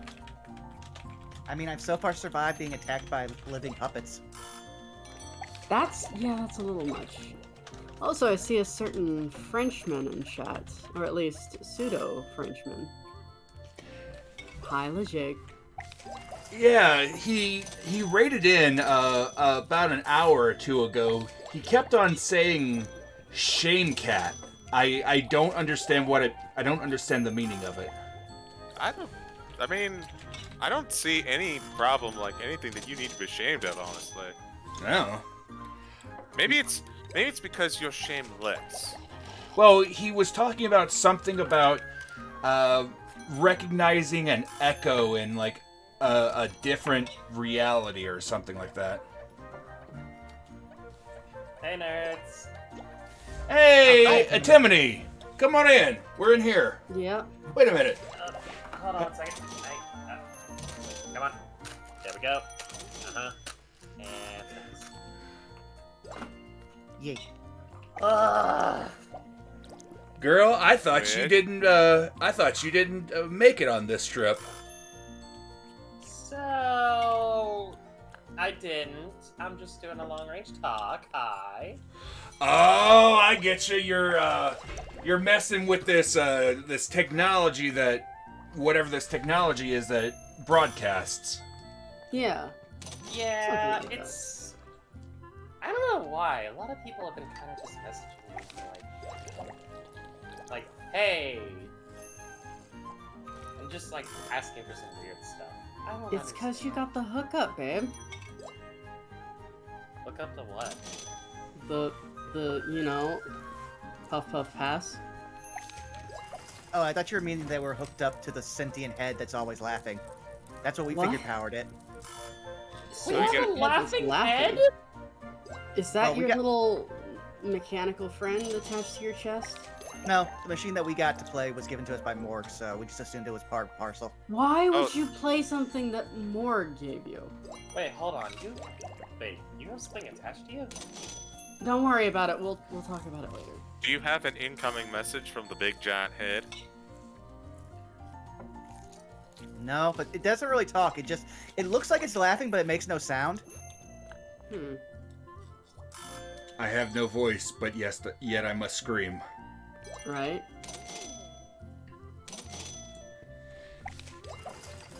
You always have to be careful when messing with anything given to you by a necromancer. Yeah, I'd say so. Oh, come on. It's just Professor Morg. How dangerous can he be? That's not a question you really want to ask. He unleashed a horde of zombies on us during our orientation. Yeah. But you're all here, aren't you? He also unleashed one bag on us in our orientation. Which one of those was more interesting to Endair, I wonder? I mean, so like I wasn't there for it and all, but like, I figured, considering what happened last time we spoke, Morg's been kind of sus. Oh, At God. best- Yeah, at best he's as incompetent as Shrub at times, and at worst he's actively a threat. I've prepared for both. Yeah. I mean, I think he's just an alcoholic. I can mean, see there's that. Yeah. I mean, dude, he's got some good shit. I might have stolen like a thermos of his. He was drinking Really? bourbon during our orientation. I thought it was vodka. Could have Well, been both. whatever it was. Bourbon and vodka put together. I wonder what that's tasting like. I mean, I hope it's not together. I hope it's just separate. Yeah, I mean, I feel like that would clash with flavors. In all honesty, I wouldn't really know. I don't really drink aside from the 2 times that we have, and one of those was just an offered drink from him, and I don't know what it was. It was just in a flask. It tasted bad. Morg seems like the type of guy that'd drink the bar mat. Well, I imagine that your taste buds being dead would probably help with that. Maybe that's why he's bald. What? Oh yeah, you know he's bald, right? Oh well, yeah, I know he's bald, but why would that? Would that You know, really? maybe it's just like he drank something nasty and it made all the hair go just died. I mean, I guess. I'm not sure. I mean, it's so cleanly shaven. I just assumed that was like a style choice. Do you think he gets it waxed? I mean, maybe. Actually, no. He doesn't seem like a person who gives that much of a care about his appearance. That's fair. Or given that, you know, do we know if Morg is actually like alive or if he's undead? I would assume alive, considering he's Yeah, I mean, necromancy does not mean you are automatically dead. No. It just means you're real stiff. Boo. Oh, come on. Nah, I've Come been on, making terrible Sally. jokes. I've been making terrible jokes all night tonight. I have no room to talk. Sally, come on. Sally. What? I'm still trying to workshop a name for you. I'll find something. My guy, it's Sully. He's not solemn, though. You've not been around him long enough. You should have seen him on the boat. Oh, shit. How was the boat ride, by the way? How was the boat ride? We were attacked by a giant octopus. That is something that happens, and it was arguably. Sorry? I think I read about that kind of stuff happening in one of my, like, Far Eastern books. I will admit, the attack on the boat was probably one of the better times I had on that boat. Now, I can tell you for a fact, it did not go the way that it goes down in your books. Yeah, also the fact that, you know, we had to kill a giant octopus and we ran into a dragon. A dragon who is also a king. Or is a sultan equivalent to Sultan. a king? Yeah, I think Wait, so. hold on. Let me spark up this joint first, and then you explain this to me, because I'm... So I the hope you got dragon the good turned- stuff. Yeah, the dragon Oh, turned you're into not. a... Listen, the dragon turned into a very sexy man. And all I'm saying is, I would like to ride the dragon. Well, I mean, like, his back's probably big enough for, like, to hold you. I don't think she's interested in the back. You know, well, there's the beast with two backs, but there's that, yeah. Milky! What? You ho! You've known me for how long? Oh, girl, you should have seen the way that Sultan was looking at her. Well, not that shot. I He was gave her a gonna say, look. How could you possibly be surprised by this of all things? We dated for a while. How the fuck can you be surprised? I'm gonna be real. That look, that he gave you, Belky, that was, simultaneously loaded and nothing. It was weird. Yeah, it was not the reaction that I expected. I was hoping for more like, you know, hey in return. Instead I got and is not really what I wanted. Doesn't Yep. he have, doesn't he have like a concubine? I don't fucking care. Mm-hmm. You No, guys I was actually asking because that was what you helped out with, right, Endair? I helped out with his muses, specifically. Right. Thank you. A muse is slightly different than like a concubine or part of a harem. That's fair enough. I think I got my wires crossed there. Apparently, harems are much more overrated than people think, at least according to my mother. Wait, huh? Wait, hold up. Back that up. You mean your mother was part of a harem, or she had a harem? She could have had a harem, and then she was almost sold into slavery. So probably a harem. So she would have had one. I mean, she was being groomed as a high priestess of the proud matriarchy, so yeah. Priests have harems? That's a no one by me.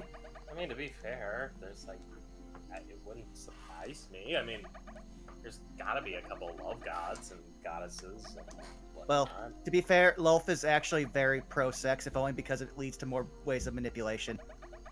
Yeah, fair enough. I'm gonna be real. I feel like harems are overrated just because how the hell are you gonna decide what to have for dinner that night? I mean, so think about it more. Think about it more like this, right? Think about it more like this. You have all of your partners available whenever you want them. They've got housing. They've got whatever they want to wear. They've got, you know, a perfect little happy life. And if you're feeling spicy one day, then you pick somebody who's spicy. If you're not feeling more than, you know, cuddling, then you pick somebody who likes cuddling. It's, you know, it's fantastic. Well, So hold on, I'm gonna take an arrow and shoot the lovebird out of the sky real quick, just because there's one thing that would definitely drive me crazy. Tax officer? Oh no, kill him. No. I would if I could, but unfortunately, he controls the debt on her parents' location.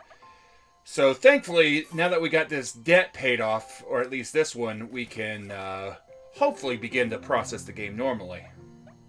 Sorry, Antimony. Oh no, you're fine. You were saying? Oh, this looks so cute. Right? It is. It's really cute. I like it. I still say we should kill the taxman, but you know. Yeah, but if you do that, you have to deal with the taxman that comes out, and they might not be as much of a pushover as this one. I mean, that's why you tar and feather the second one. The first one was a warning to all the rest of them. you're only just making it a bigger bill, at which point then it's also cheaper for them to hire out a mercenary company to force you to pay. I mean, Very you can common. just- Very but common if with you just dwarves. pay off the mercenary company, then what? Then Unless you're you get the kind that have morals and like, no, we won't go against our employer. They've already paid us. Yep, but I will pay you more. But then you're already cutting into your own overhead that you could have just paid off the debt with. It's this principle of the thing. I feel like this is just racketeering with extra stats. Probably, yeah. So as far as I know, I don't have anybody who's specifically up for my head, but, you know, I'm still young. Balky, fine. I'm gonna tell you this as your friend. Yeah? It's an inevitability. Probably, yeah. Considering the lifestyle I lead? Yeah, probably. Yeah. So long as it's not somebody's spouse after me, because listen, if your spouse goes around with other people, that's not my fault. I don't go after people that are like, oh no, I'm married. That's some bullshit. But if they come on to me, or I come on to them and they're into it, sorry. Yeah, straight up, don't try to wreck somebody's relationship, but No. if a relationship is... What the hell is this? Why What's is he that? in my restaurant? What you got, pussycat? Who's this? Oh, the tax man. Fuck you. Get out. Oh god, he's fat. Nothing wrong with being heavy. No, I mean he's just like fat on the bottom. What do you mean, It might first be debt? poofy. Okay, so he's kind of nice. First debt. Oh shit. We found your parents' other debts while spring cleaning the office. What do you mean you just found the other debts? Oh, This sounds like a That's scam. sus. nope, that's just extortion. Yeah. Alright, big man, show me some paperwork. This is like, yeah, you've paid off the debt. Now you have to pay off the interest, which is more than the debt. Oh god. Oh, Biscotti's so cute. I She love you. is. I've already paid off enough debt to the fucking roaches. You need to stop gambling, Antimony. I'm starting to I worry will about you. 100% win a No. game against those damn fucking bugs. Then stop betting money. No. Yeah. No. Yeah. No. Hey, gamblers, you always quit right before you hit it big. I don't have a problem anyways. My That's only a- problem is losing. That is a problem. Also, Exactly. logical So I'm gonna fallacy, go but- to the nearest temple of Fortuna and pray. no. You find it weird that Fortuna doesn't actually have like clerics on the payroll? Maybe. I mean, not really. Mostly because it seems like they don't really need an active temple. Their worshippers are pretty much by word of mouth, essentially.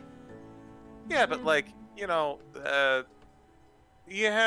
there's deities all over the place, and they have different domains and everything. Yeah. And you'll see, you know, you've got the clerics that are out for light, and you got the clerics that are out for war. You don't see one out for Fortuna though. Not a lot of luck-focused clerics. I think they exist, but they're not as showy as other clerics.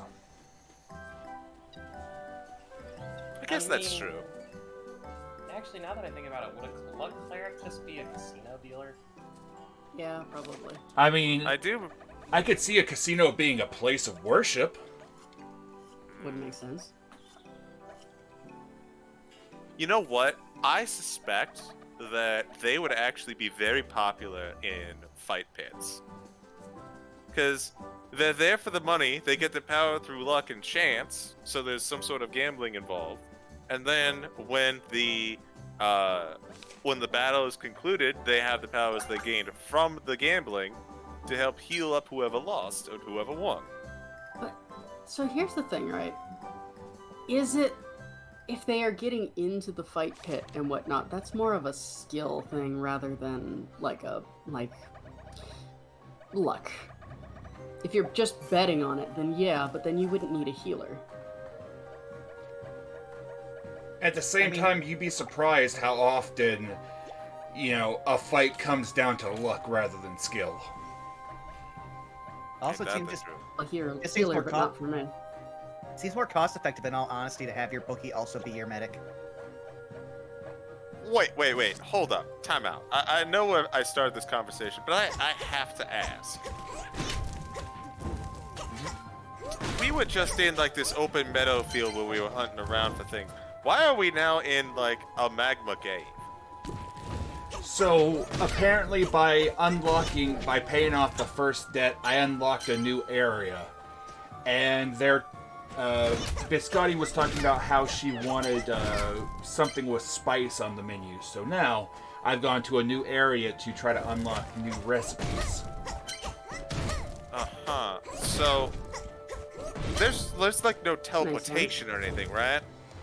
I have an amulet that lets me teleport back home, although it takes a minute to be able to actually use it.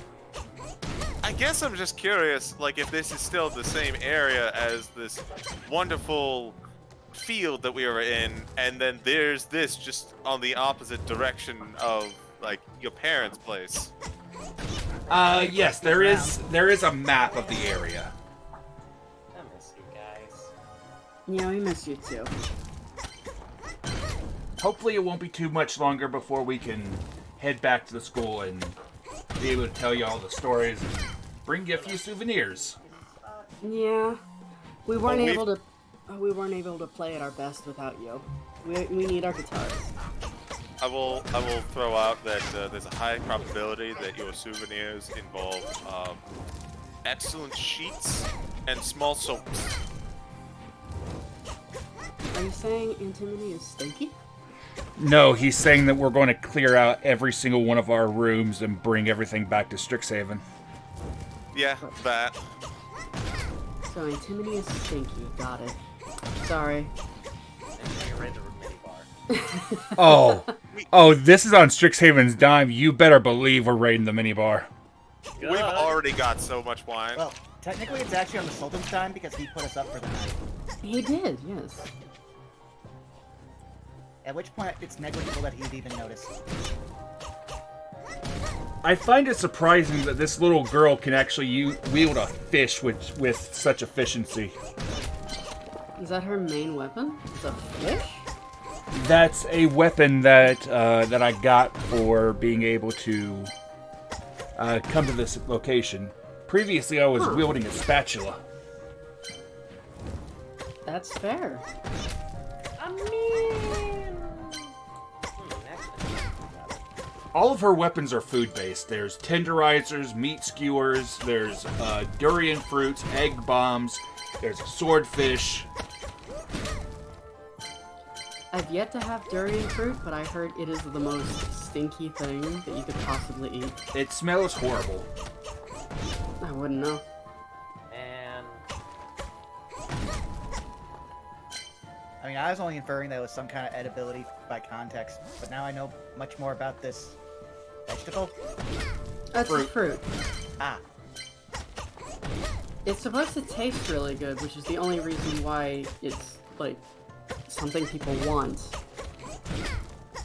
Freshly pickled durian doesn't smell, says Memento Mortis. What does it taste like? I think that we're gonna run. I think that we're gonna finish this dungeon, and I think we're gonna. We've been going for a little bit. I think after we finish up this dungeon, I think we're gonna be good to call it. Oh, okay. and here I was wondering if you had a game called Overcooked. I haven't gotten that one.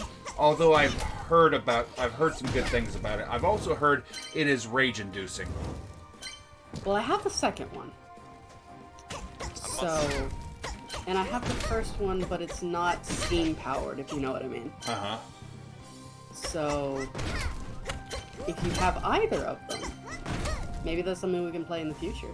Maybe. I will say I'm glad that we are ending our little adventure at the end of this dungeon because it just made me so hungry and quite in the mood for something spicy. You know, I have this bit of hot sauce that I ordered that's well, have you heard that they've got this they got this rating system, right, for Yeah. spicy things? Mm-hmm. Apparently this one is about 60,000, maybe 600,000. I'm not actually sure. That sounds really powerful. It is. Or alternatively, from the place I got it, a 7 out of 10. Hmm. Yeah. The only problem is I can't put it on anything. Well, it's a sauce, right? Yeah. So you can't just get hold of some chicken wings or something like that? I've been using it on chicken patties, and that's been good. I just can't use it on like anything else. Hmm. You know how hard it is? It's surprising because it's like a condiment, but you know how hard it is to actually find recipes that use hot sauce? It's very difficult. Usually people put hot sauce on things at their discretion. Do you put it on eggs? Oh, that's right, you don't do eggs. Nah, I don't do it. That's one of the main things that people put hot sauce on too. I don't put hot sauce on eggs. I like eggs well enough, as much as the next person, but hot sauce, no. What do you think, Catmandu? How about you weigh in? Where's your stance on hot sauce on eggs? Personally, I don't do it, but at the same time, I've heard people putting ketchup on eggs. I've also heard hot sauce on eggs. I've heard gravy on eggs, although I could kind of see that depending on how the egg is cooked. Yeah. Also, Yeah. the cross-contamination of syrup if you're eating with something else for breakfast. Oh, no, that's the worst. Oh. Listen, pancakes are fine. I will imbibe every now and again on some, high carb breakfast thing. But like, no, don't get it sweet. Sweet eggs are just, ugh. You know, speaking of syrup, I actually had that for lunch today. I had it on a. Yeah, it was on a recipe that I had. It was what was it? It was sweet potatoes, onions, and bacon. Ooh. Yeah, I had a little maple in there, and it was absolutely fantastic. Maple Part and of the sweet potato feast. goes well together. Yes, it does. Part of the feast that I had today was whipped sweet potato like casserole kind of thing with some honey glazed nuts on top. It was so nice. Oh my god, like it tasted like candy.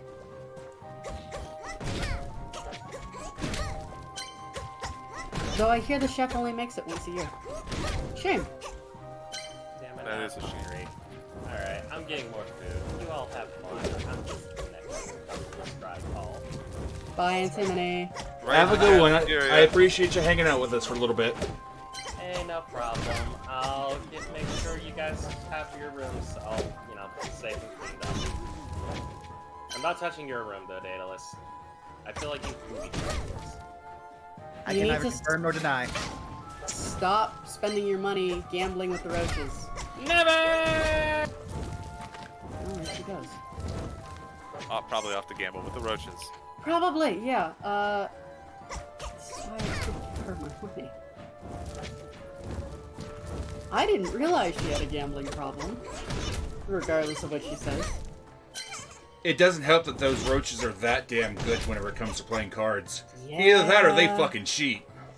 They probably cheat. I'm gonna be real with you. They're so tiny, they probably have an angle that they can just look at your cards from. Oh, That makes no. sense, right? Yeah, I guess. I can see it.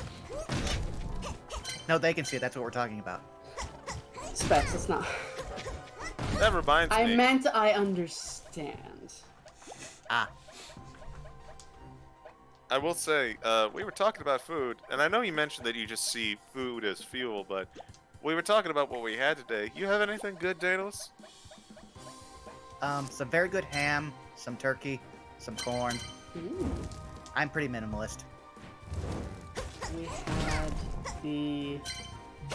had turkey as the main course.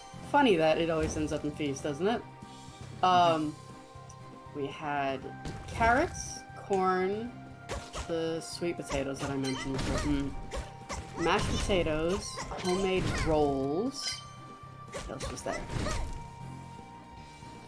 Oh, and homemade pumpkin pie. Ooh. We had an interesting take on pumpkin pie today ourselves. Yeah? What'd you have? Yeah. It was like a pumpkin pie mousse. And what they did was Ooh. they mixed pumpkin pie with a little bit of vanilla, and we put it on a ginger snap crust. Oh, that sounds lovely. I like that. What about you, Pussycat? Did you enjoy a feast today? I've been working on this and that. I haven't eaten a lot. I've snacked here and there, but Well, that's no good. it's, being so far away from home, it doesn't quite feel the same not having family Yeah. around for feasts. Yeah, that makes sense. I understand.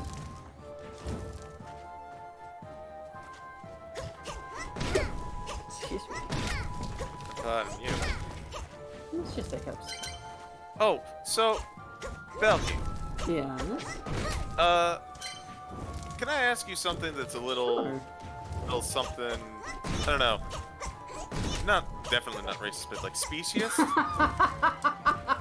Racist seems like the poor word here. Sully, you can ask me anything you want. So, how familiar are you with, elemental culture? Not a whole lot. Honestly, the fact that my mom and I are both Genasi is sort of rare. So, the way I understand it is that Genasi are... they pop up in bloodlines because either their ancestors were touched by something in the elemental planes being either near a rift when they were born, or they had some sort of dealing with a djinn of some kind. Not all Genasi are related to djinns. They might just be touched by the plane of fire, the plane of water. Oh, so it's kind of like so- tieflings in that way. Yeah, where not necessarily every tiefling has some sort of ancestral tie to devils and demons. It just sometimes you end up with a kid who is. I think Azamar about the same way. Yeah, Gotcha. but For Yeah. perspective, sorry, just no need to be sorry. no, it's just for perspective. We were having a discussion earlier about Mhm. Jinns and Ifriti and Dao, and we were talking about how they, like, apparently the Jinn in particular view servitude as like a rite of passage almost. And I was wondering if you had any more information on that. Listen, if you want to get into bondage, that's a whole different thing. But servitude, nah. Oh, so Yeah, it wasn't pink. I was right. Yeah, we all kind of agreed that you would go in that particular direction if this conversation popped up. Wow. I mean, to be Not totally that fair, it can be predictable. fun if you've got the right hand and the right knot. You're not wrong. But, no, I don't. I dance to the beat of my own drummer. I don't follow other people's orders. That's not me. I'm pretty sure my family line was close to an elemental rift to the plane of fire. So I don't think we're actually related to any djinn of any kind. So the way you Got explain it does help put my family into context. How's that? Well, let's see here. My grandmother is a high elf. Yes. My father is a half elf. My mother is a drow noble.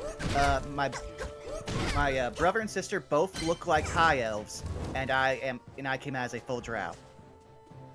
Also, 3/5 of my family are sorcerers.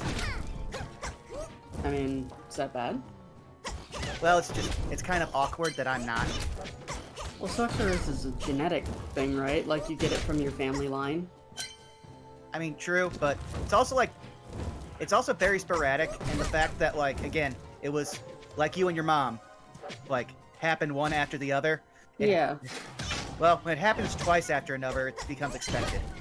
I mean, so to be fair, like my dad is also like a really powerful guy. Yeah, he's human, but like he's my mom used to be an adventurer, right? Like she was really good at what she did. She's really strong, and I don't remember where exactly she met dad, but he's also really strong. So I don't know like exactly why I didn't take a little more after him, but or like one or the other. I guess mom's genes just topped out. So, you said your dad's human? Yeah, that's what he looks like, isn't it? Yeah, I don't think a human has the knowledge that he did. I mean, people learn all kinds of things, man. Let me just say that I'm gonna hit the button that says doubt. Okay. But you I saw mean- him. You physically saw him and met him.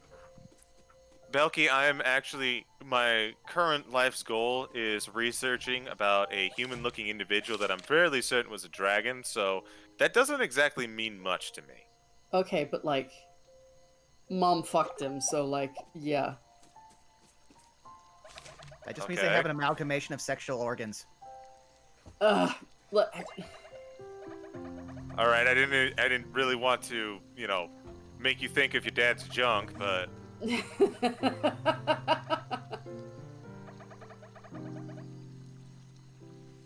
Oh no, small child lost his money. Yep, he wants eggs, and in return he will give me the recipe for hash browns. Oh, I like hash browns. Those are really good. Oh yeah. Yes. Like this game's depiction of food is really good. I can see it's super cute, and I like the little critters too. Mm-hmm. looks fried. I like it. Mm. But right about here, I think is about the time that we can call it. Yeah.